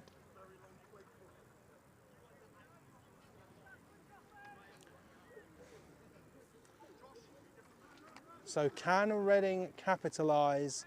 That is the question. 6-0 is the score.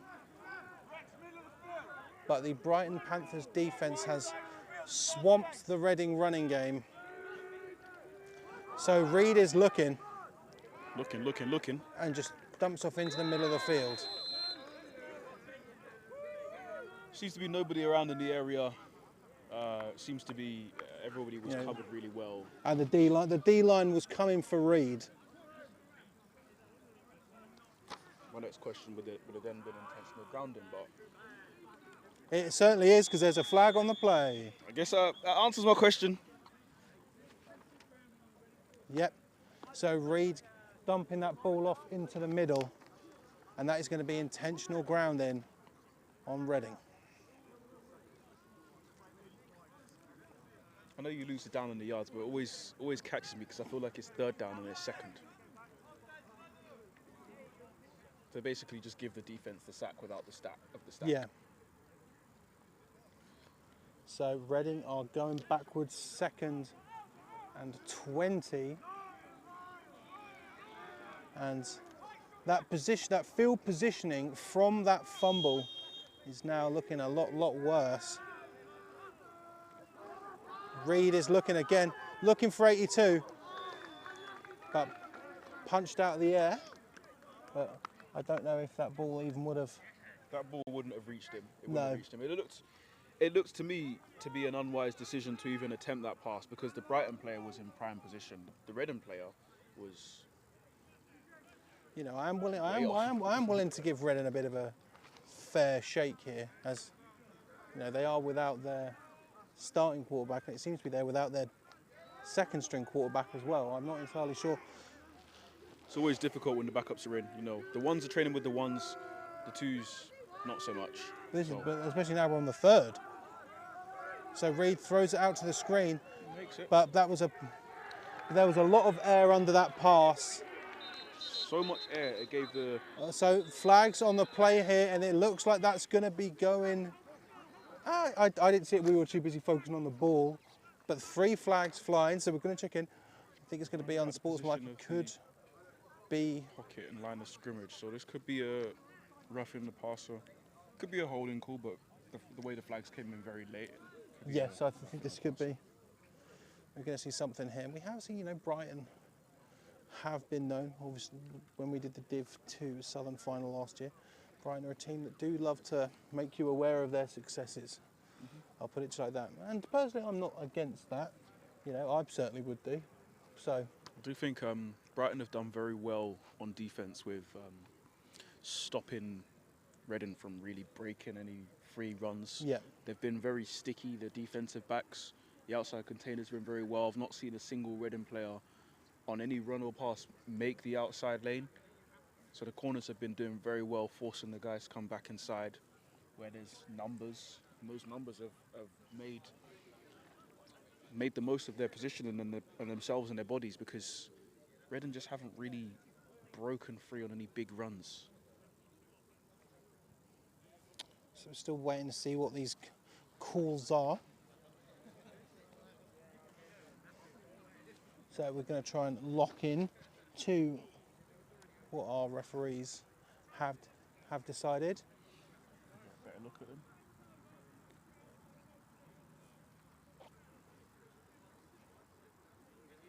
So unsportsmanlike on defence. Something on the offence as well, offsetting penalties. Looks to be Woodstock drawing a penalty for Brighton. And the punting unit once again finds the field for the Reading Knights. So this will be an interesting one, because I feel like with the punt that's going to come out, do you think it'll be a high punt? Do you think it'll have a lot of hang time? Do you think it'll just have the distance? I'm going to say it's going to go high and not long. How long's left? We don't know, because the referees are on the other side of the field, SJ. I feel like if this one doesn't have the hang time, the receivers... So the low gunners snap aren't getting bobbling down on the field. floor again. But Parfait gets it away. Going to take a It's bounce. going to be left. He's going to try and leave it. And it's going to go for a touchback, but just barely. Just barely.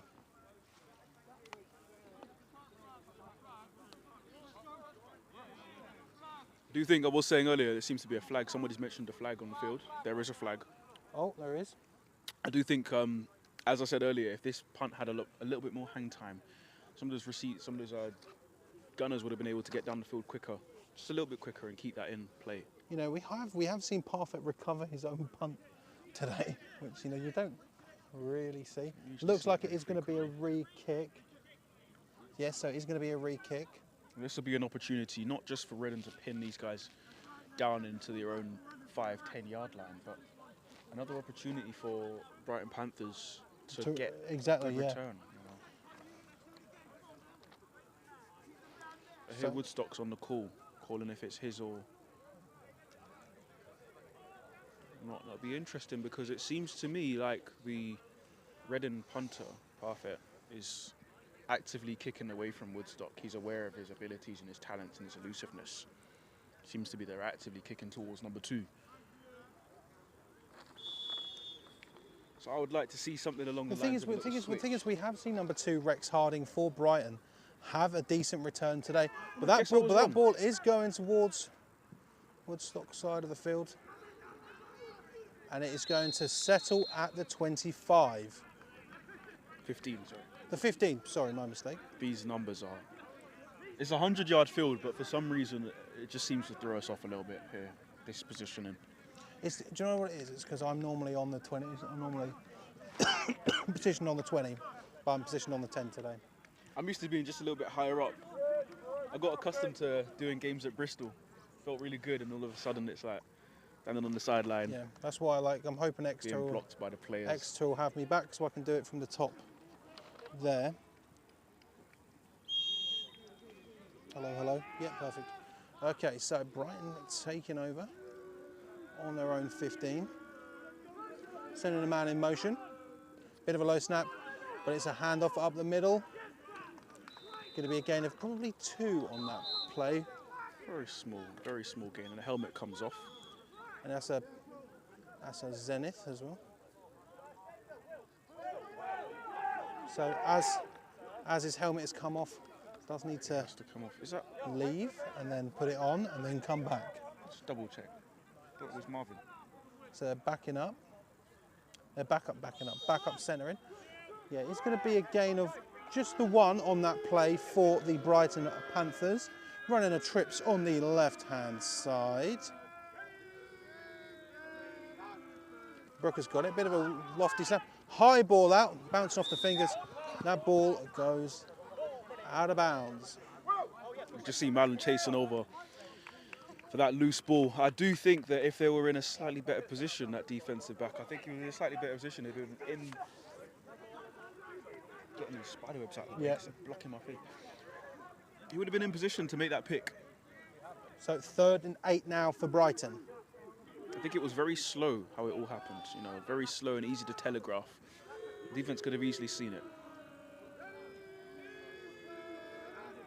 Bit of a low snap, Brooker's got it again. And a huge ball from Brooker, but flag in the backfield. This could be a very interesting call because that ball was just a little bit overcooked. I think what we're starting to see as well is that both of these teams have understood, both of these quarterbacks now understand that with the field is so slippery, the defensive linemen cannot stop in their tracks. So if you throw that ball out, no matter if it's on target or not, you throw that ball out early and make sure defense doesn't pick it off, you're more than likely going to get a late hit, which will draw a flag. So in a position where you're struggling to get those yards, So that's the punt team comes on for Brighton. In a position of struggling to get these yards, you know that you can almost draw a flag by just playing wise. penalty on Brighton, declined by Reading, punting unit for the Panthers. Comes back onto the field.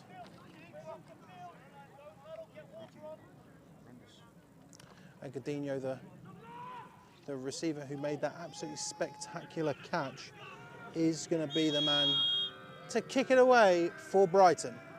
High snap, goes over his head, goes out the back of the end zone, and the Reading Knights have got some points on the board with a safety. And they will get the ball back. They will have the ball being kicked to them. So this is an opportunity now to get a good return, get some good field position, and potentially, you know, a field goal won't win it, a field goal won't tie it, but they can definitely try to get a touchdown on what looks to be potentially one of the last drives on this game. You know, there's the potential for a shutout victory is now off the cards, but it's one of these things, because this is such a slippery field. I'm not particularly surprised that we've seen a long snap go over the head of a punter, but in this case, disastrous somewhat for Brighton. Obviously could have been worse, could have been recovered for a touchdown, but only 2 points and Brighton get the ball back. Out of the bad snaps we've seen today, what would you rather have had in that situation? That punt, that snap that we just saw, or one of the ones that have gone to the Reading punter that have been dribbling along the ground? Because those have been tricky as well. The thing is that Parfitt's managing to get that ball out constantly, despite it looking fairly shaky. What a ball. What a ball. Big kick. 84 from Reading, bobbles it. Bobble, picked up now. He's Bounced still off a guy going. and kept going. I think it was Woodstock that was in there and a few others too. The thing is, though, if you're relying on the defense of Brighton that has just been phenomenal so far. Like, it's 2 points, and unless Reading really break something off here, Not much will change. no. And like, but it's the classic like Reading would have been in this game if they were able to break off a big play, regardless of the safety. Now it just means if they do, the likelihood of them winning is fairly high. I'll be honest, in all the years that I've watched Reading, I don't think I've ever seen them break off a massive play just in one go. It seems to be Oh, I can tell What you I've about seen- one if you'd like. what I've seen at least from what I've seen. There's been chunks. I can tell They you about make one. a lot of chunk plays. They chew their way down the field slowly, but you know, maybe they've made the big plays when I wasn't watching. But So here we go, and so the ball is fumbled, and it's going backwards for Reading. I think quite a few teams struggle with those big flash plays. So the Reading Knights next week will be taking on one of the favourites to do very, very well this year in the Brunel Burners. So that'll be an interesting match. Can Reading get anything going? We saw Reading were able to beat the Hertfordshire Hurricanes last year. Hertfordshire, again, one of those teams that is considered very highly. Same with the Oxford Lancers as well. That's why this division is so stacked. So ball is out, that's a high ball, and that is intercepted by the Brighton Panthers. And now it doesn't seem as though that safety was too bad. Safety wasn't very costly if they're able to just get the ball back so easily like that. You know, the corner's not the biggest guy. He's not the biggest guy, but that ball went high. It was just travelling high. It was just going higher and higher, and it dropped right into his lap. Not midfielder. Wide receiver was getting the sports mixed up. Midfielder. Wide receiver was nowhere near to be seen. He just almost completely lost his tracks. We've seen these balls. Defender was in a good position. We've seen a lot of air go underneath these. Now let's see what Brighton can do. If anyone's got any updates and any scores, please do put them in the comments and we To can kill read the them game. out. Number 7 is off to the races. He's got some Oh, space here, and he looks to and be Julius running. is going. They can't Julius stop is him at this going. rate. Are they going to bring him out of bounds, or is he into the end zone? He's going to be out of bounds at what looks like the 2-yard line. Very, very close. So, Like he was close to the pylon. we've seen the Brighton Panthers do this a fair few times today. Call turbo, try and get something moving a little bit quicker. We've seen Julius reach the end zone once today. Will we see it again? Going to Julius again. But this time he's wrapped up by Reading. I think at this point, when we've seen it before, Reading have seen this guy run up the middle and score very easily. They've seen him when we're in short yardage positions. It's very easy to just give the ball to your big running back and say, look, there you go, bulldoze the guy in front of you. Well, but when the other 11 on the other side of the ball all know it's happening, it's very easy to stop it. But here's the thing, I think it wouldn't surprise me if this play is going to be going to Julius again. Only one way to find out as we wait and see. He's got a man in motion. Yeah, going to Julius again. Is he going to squeeze his way into the end zone? Is he going to might and Looks to force be his way in? Or looks to be another stop there on the goal line for the Knights. I don't quite think he's even on the goal line. I think he's about 5 yards short. I really thought he got to like the From our angle, the first run, it looked like he broke the pylon. 100%. I thought that he got down to at least the 2 on that one. I think maybe he marked out of bounds and then came back in and hit the pylon. It's So- very so difficult what- because so what the we're gonna pylon do- and the G are level, but Yes. to us they look like they're a couple of yards Yes. apart. So what we're going to say is we're going to wait for the referees to put their arms up in a touchdown signal before we start talking about that. So Brooker is looking, throws it to the middle, just unable to find anyone through the middle of the field. And that will make third. 4th. Bring on the field goal. If they score this makes it 9. And they're in a lot more of a comfortable position. Yes, it's only a 7-point game, not 7-score game. 7-point game. And Reading can still charge up the other end, score a touchdown, and win it with a 2-pointer. But you'll bet your chances, if Reading haven't been able to drive down the field all this game, you'll bet your chances that going for the 2-pointer after scoring a touchdown is going to be quite difficult. So this field goal to really put it out of Reading's reach. So they're calling a timeout, Brighton. Potentially issues with personnel. We have seen Brighton today take a delay a game due to... So 6 minutes 11 remaining in this game. We're halfway through the 4th quarter, so 7/8 of the way through the Yeah, game. because, ladies and gentlemen, uni ball. It is 12-minute quarters.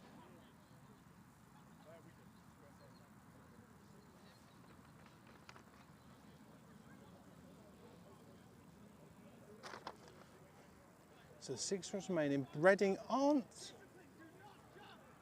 Reading are not, you know, out of the proposition of winning by any stretch of the imagination. But we've seen long snaps go. But the ball is down and the ball is blocked. And it's picked up by Brighton and the ball is out again. And Reading are going. Are they going to make it the other way? So no score there. It is blocked. And Reading are going to get that ball on their own 40-yard line. So it looks like we do have someone down over on the Reading sideline. But I mean, at least now the door is now open for Reading. The door is now open for them. The door's definitely open. And I think field position as well, because that wasn't an extra point. That was a field goal. So they will get the ball back at around about the 30-yard line, 35-yard line. Somebody's down with medics all around them. But Reading are definitely still in this game.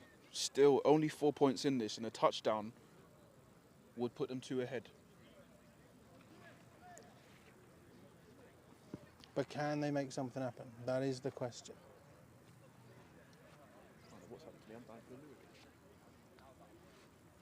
So let's have a look at some comments, see if anyone's put any more scores in. So it looks to be whoever it is. Who do these guys play next? Reading play Brunel next week.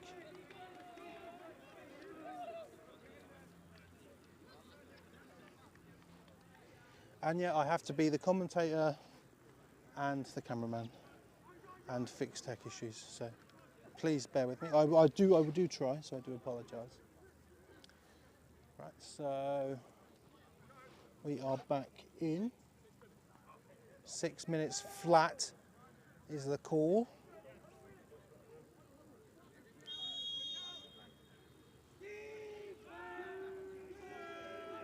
You're a dog. So it's going to be a reverse. Oh, it was a reverse, but Seems to be incomplete because I was. the Reading player wasn't aware it was coming towards him. That's like number 74 there. I tell you what, I was completely faked out by Reed there coming round our side. But thankfully the Brighton Panthers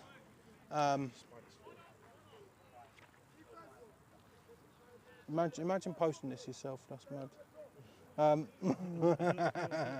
Somebody stole my phone, I don't know what you're talking about. don't know what you're talking about, mate. Somebody's hacked into my account and started posting. Someone's hacked into my account. Remember someone did that to Willie Mike as well, made a fake account for him and tried to I don't know what you're talking about. So I'm going to say gain of 2, but I can't really see. So make of that what you will.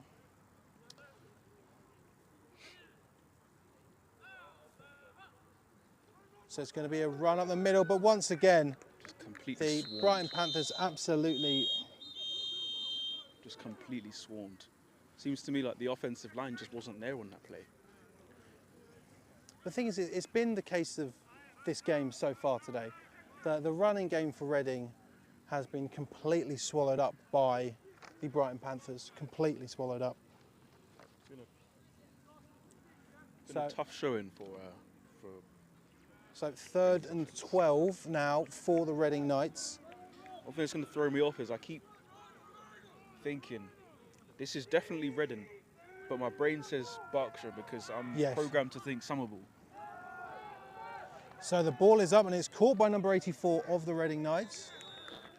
Brought down. He had to come back to catch that one and maybe he loses the few yards that he would have gained originally. So fourth Reading, down. it is Yep. 4th down and the punt team will be coming out. One thing that does definitely throw me off guard is that Reading being called the Knights and don't wear grey. You know, Rushmore Knights do, Northampton Knights do. They're both senior teams, but That's a good point, I'm used actually. to seeing teams that. I mean, obviously there's Edinburgh Napier as well. I don't think they Yes, I think they wear red as well, actually. wear red. All the Knights just wear the same colours. Man, I'm sweating. So you're going to see another punt now. A good snap this time.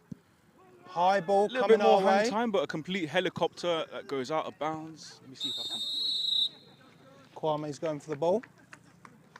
I was going to go crazy, but I don't want to embarrass myself. You're an idiot. I can't believe you've just done that. Just thought I'd be a troll. Kwame tried to chip it, and it went backwards somehow. That's pretty impressive. It went forwards and then it bounced and went back. The So, refs weren't too happy with that. Panthers next game, they're going to be away. To be fair, I was going to volley it. I was going to absolutely lash it. You know, like Stephen Gerrard FA Cup final. So the next game for the Panthers next week will be against the Hertfordshire Hurricanes. But there's still time on the clock in this close game, only 4 points in it. So 31. Oh! Had a big tackle there. It really confused me. I had my eyes locked on 86 there, making the motion. He had the opportunity to completely lay the wood down on the 59. And he just stopped. He just stopped in front of him. So James Allman there for a tackle for loss. Going to say that's a loss of 3 on the play.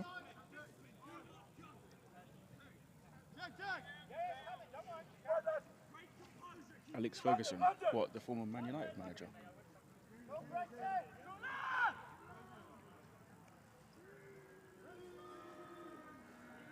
So Julius in the backfield. Another man in motion, this time going to Julius. He runs right. It's absolutely fantastic. He hits that first contact and still keeps going. He seems to be the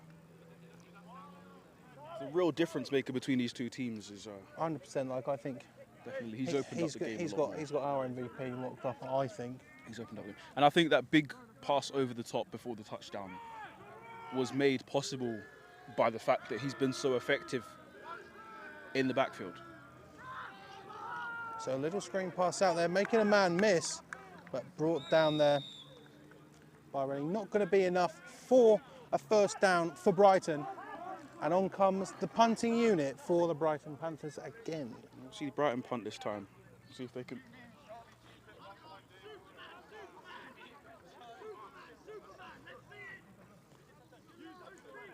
Can these wasps leave me alone? So.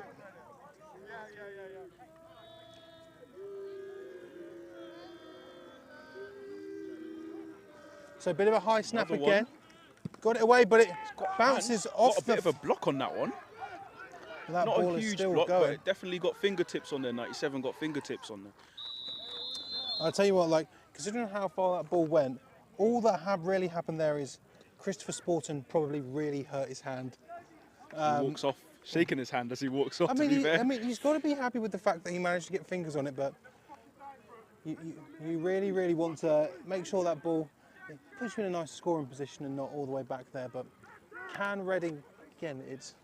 I don't want to say this early in the season, that is Reading a lowercase team. Are Reading lowercase? Do you know why? Because they can't capitalise, mate. Can't capitalise.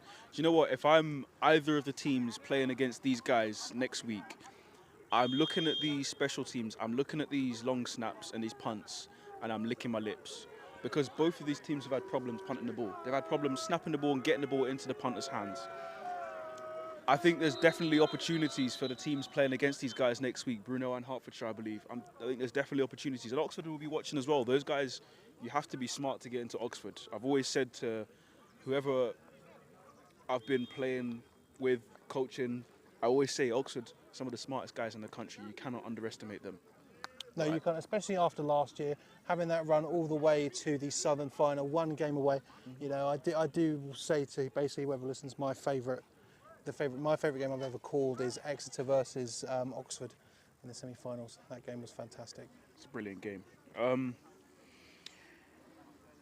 But definitely, all three of those teams, but particularly Brunel and Hertfordshire, playing against these guys next week. They are definitely going to be looking at their special teams. Like, here are opportunities that we can capitalise. Here are opportunities that we can take the game and completely.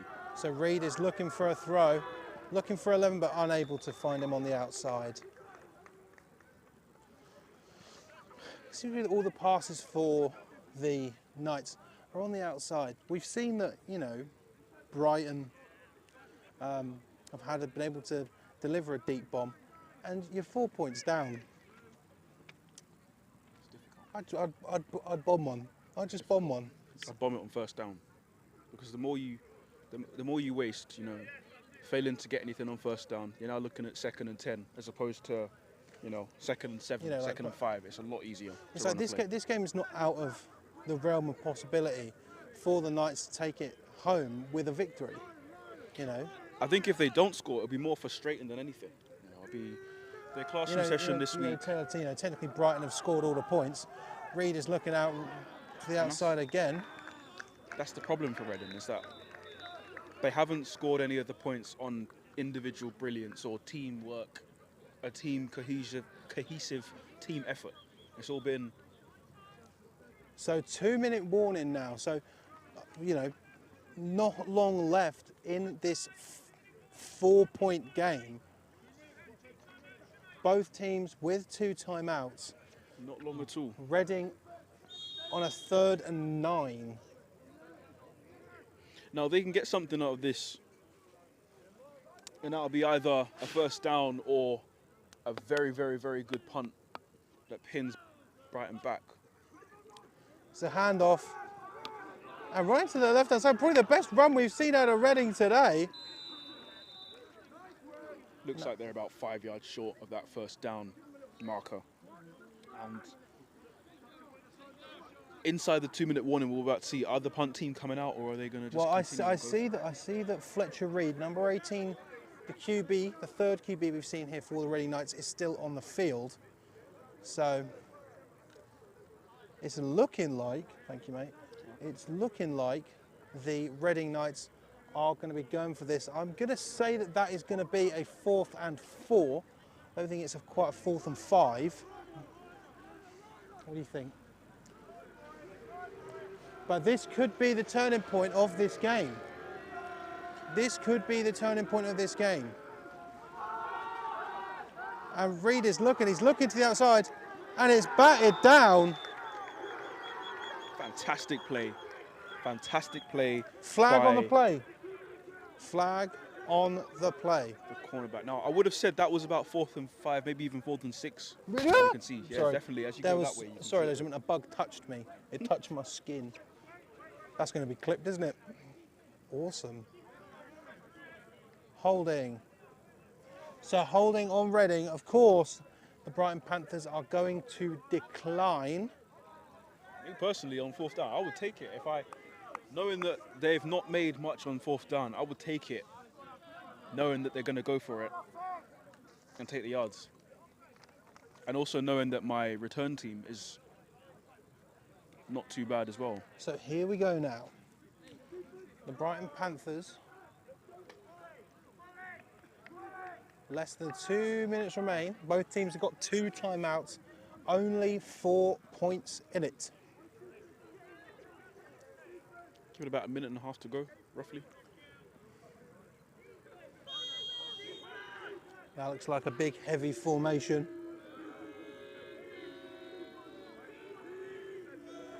And they're just going to try and get some yards, push the QB through and run this clock out. I think that's the plan now at this point. You know, they've got the ball, get the first down, you win the game. You know, Reading will have to use their 2 timeouts and hope something else to get that ball back. That's exactly what we're seeing here.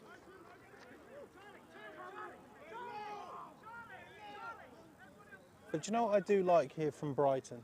Because they're aware that Reading only have got 2 timeouts, and realistically, if first down ends this game, they're not just taking the knee, they're pushing the quarterback forward to gain those extra yards, because you might as well drain the clock out, then probably hand it off to David Julius, try and run it, you get that first down, the game is done. The game is cooked. Brighton are going to have a very, very happy coach journey home.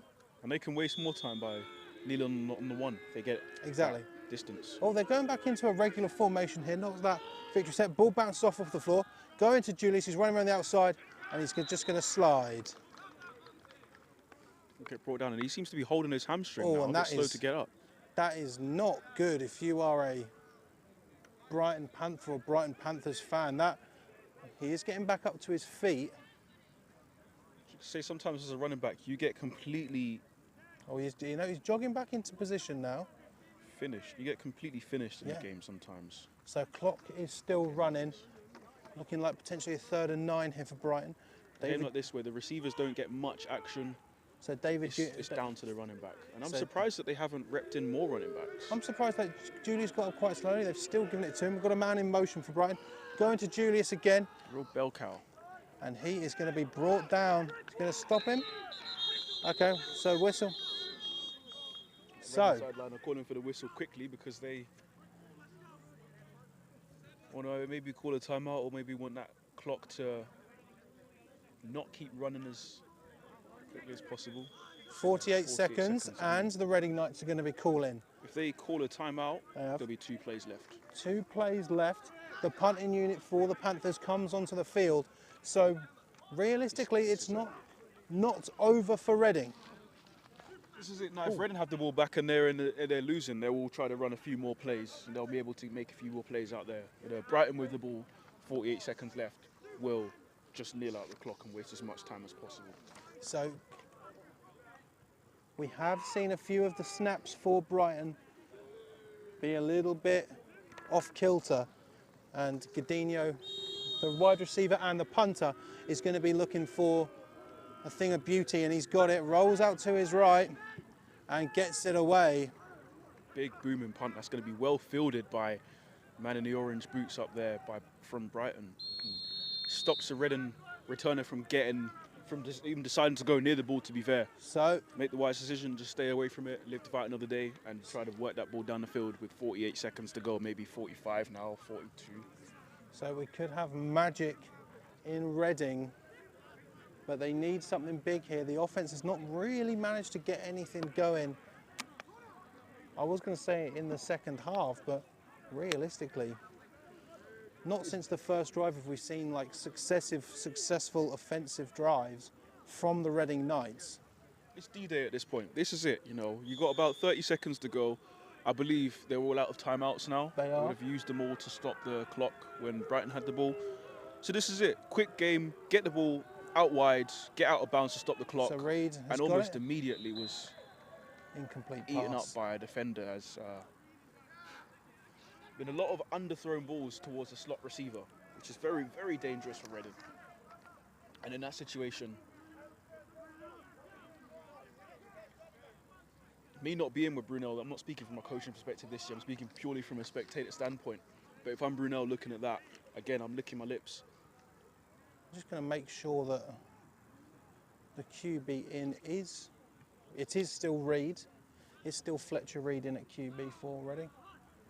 He's got it. It's going to be a toss to the left-hand side. They're going to be looking to go out of bounds, and they do. So some positive yardage there for the Reading Knights.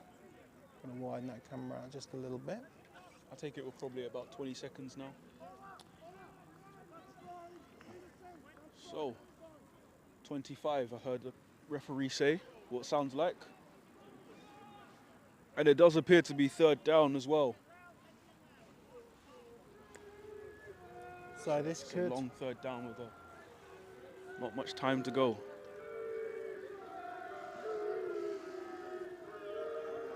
With the game on the line, this is the loudest I've seen the Brighton sideline. Still keeping a running back in. So Reid is looking. He's looking for something big. He's going to try and take it himself, but that is dangerous. And he is flattened there by Reading. Flag, absolutely. That will stop the clock. That flag will stop the And I clock. tell you what, that was a big flag. And I tell you what, we don't normally talk about it, but what a throw from that referee. Referee launched it. Absolute John Elway like He launched bomb. it.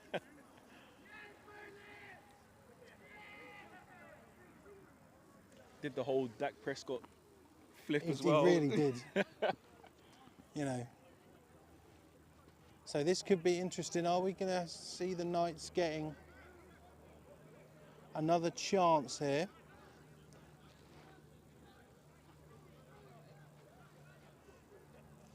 Because obviously the Reading Knights are going to be looking to throw this ball, get this ball in the air, as opposed to letting or having Reid take it himself. I think Brighton will be wise to play prevent at this point. 100%. Anything can happen, but don't let the ball get into the end zone. And I would not, as a Brighton coach, I would not be worried, or I would not complain about my free safety dropping back 60 yards. I would not care at this point. So actually that's on the Knights. It's on the Knights, it's going back. So now Maybe a that run-off. now like the sort of hope for the Reading Knights is going to take a bit more of a blow, as they're going to be heading back for what potentially could be the last play of this game. I think when you're at the position where you have to potentially throw laterals and hope, you're at the point where it becomes too late. So Reid is looking, and Reid gets it out, and it is picked off. Jay Woodstock with the slippery fingers. And that I was just about to yell his name, saying going on to all the way to the end zone, but that'll be the game. That was a pick six opportunity right there to put some points on the board, put this game to bed. That would have been it. That would have been it. And as a defensive back, I know the feel. I know the feel. Sometimes your eyes light up like a cat waiting for its prey. Your eyes just light up thinking end zone, end zone, end zone, yes, yes, yes. And before you realise it, the ball just slides out of your hands. So the Reading Knights still have got time on the clock.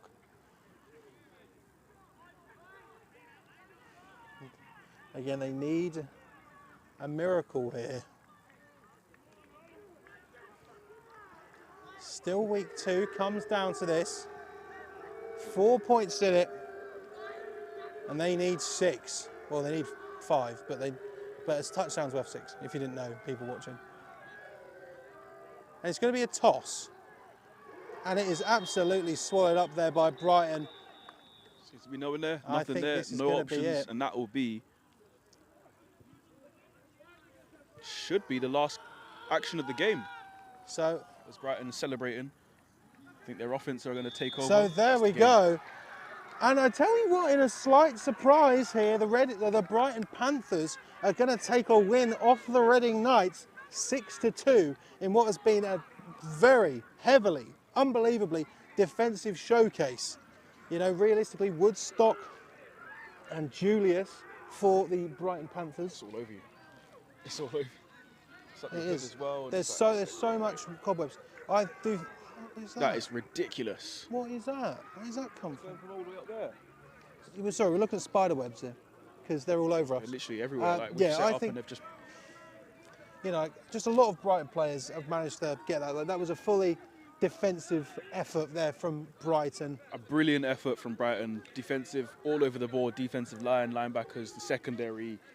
I would say the returners as well. The special teams have been much stronger than Reading.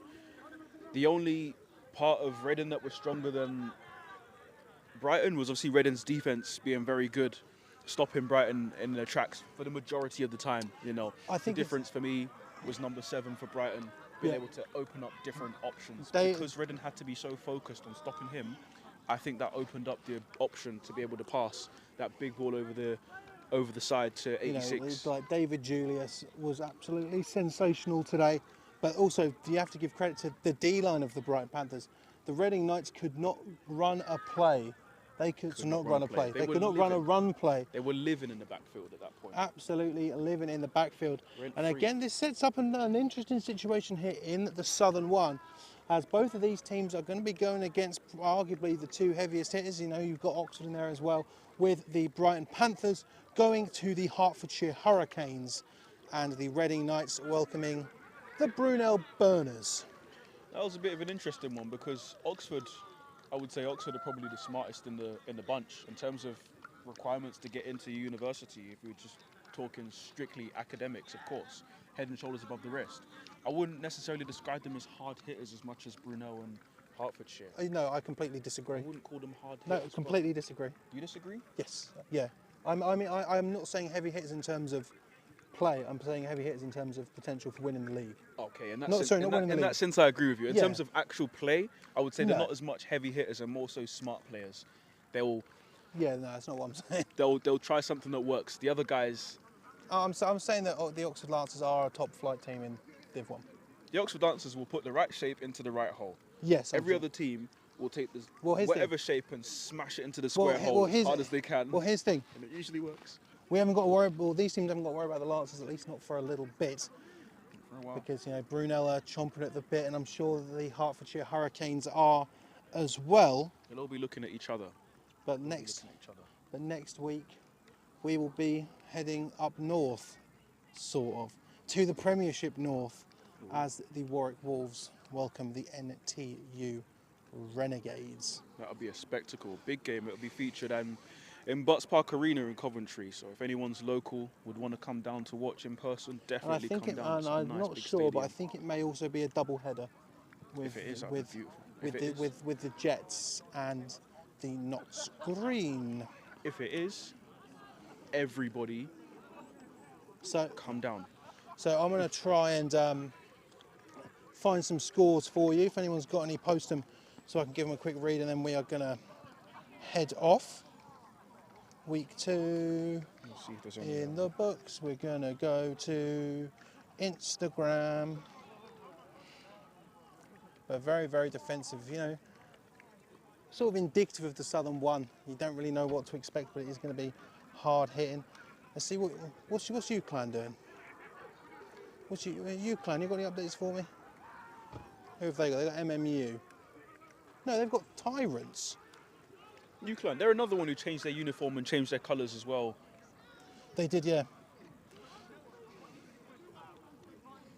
It's such a low-scoring game. They were red, I believe, and they went to blue, or is it the other way around?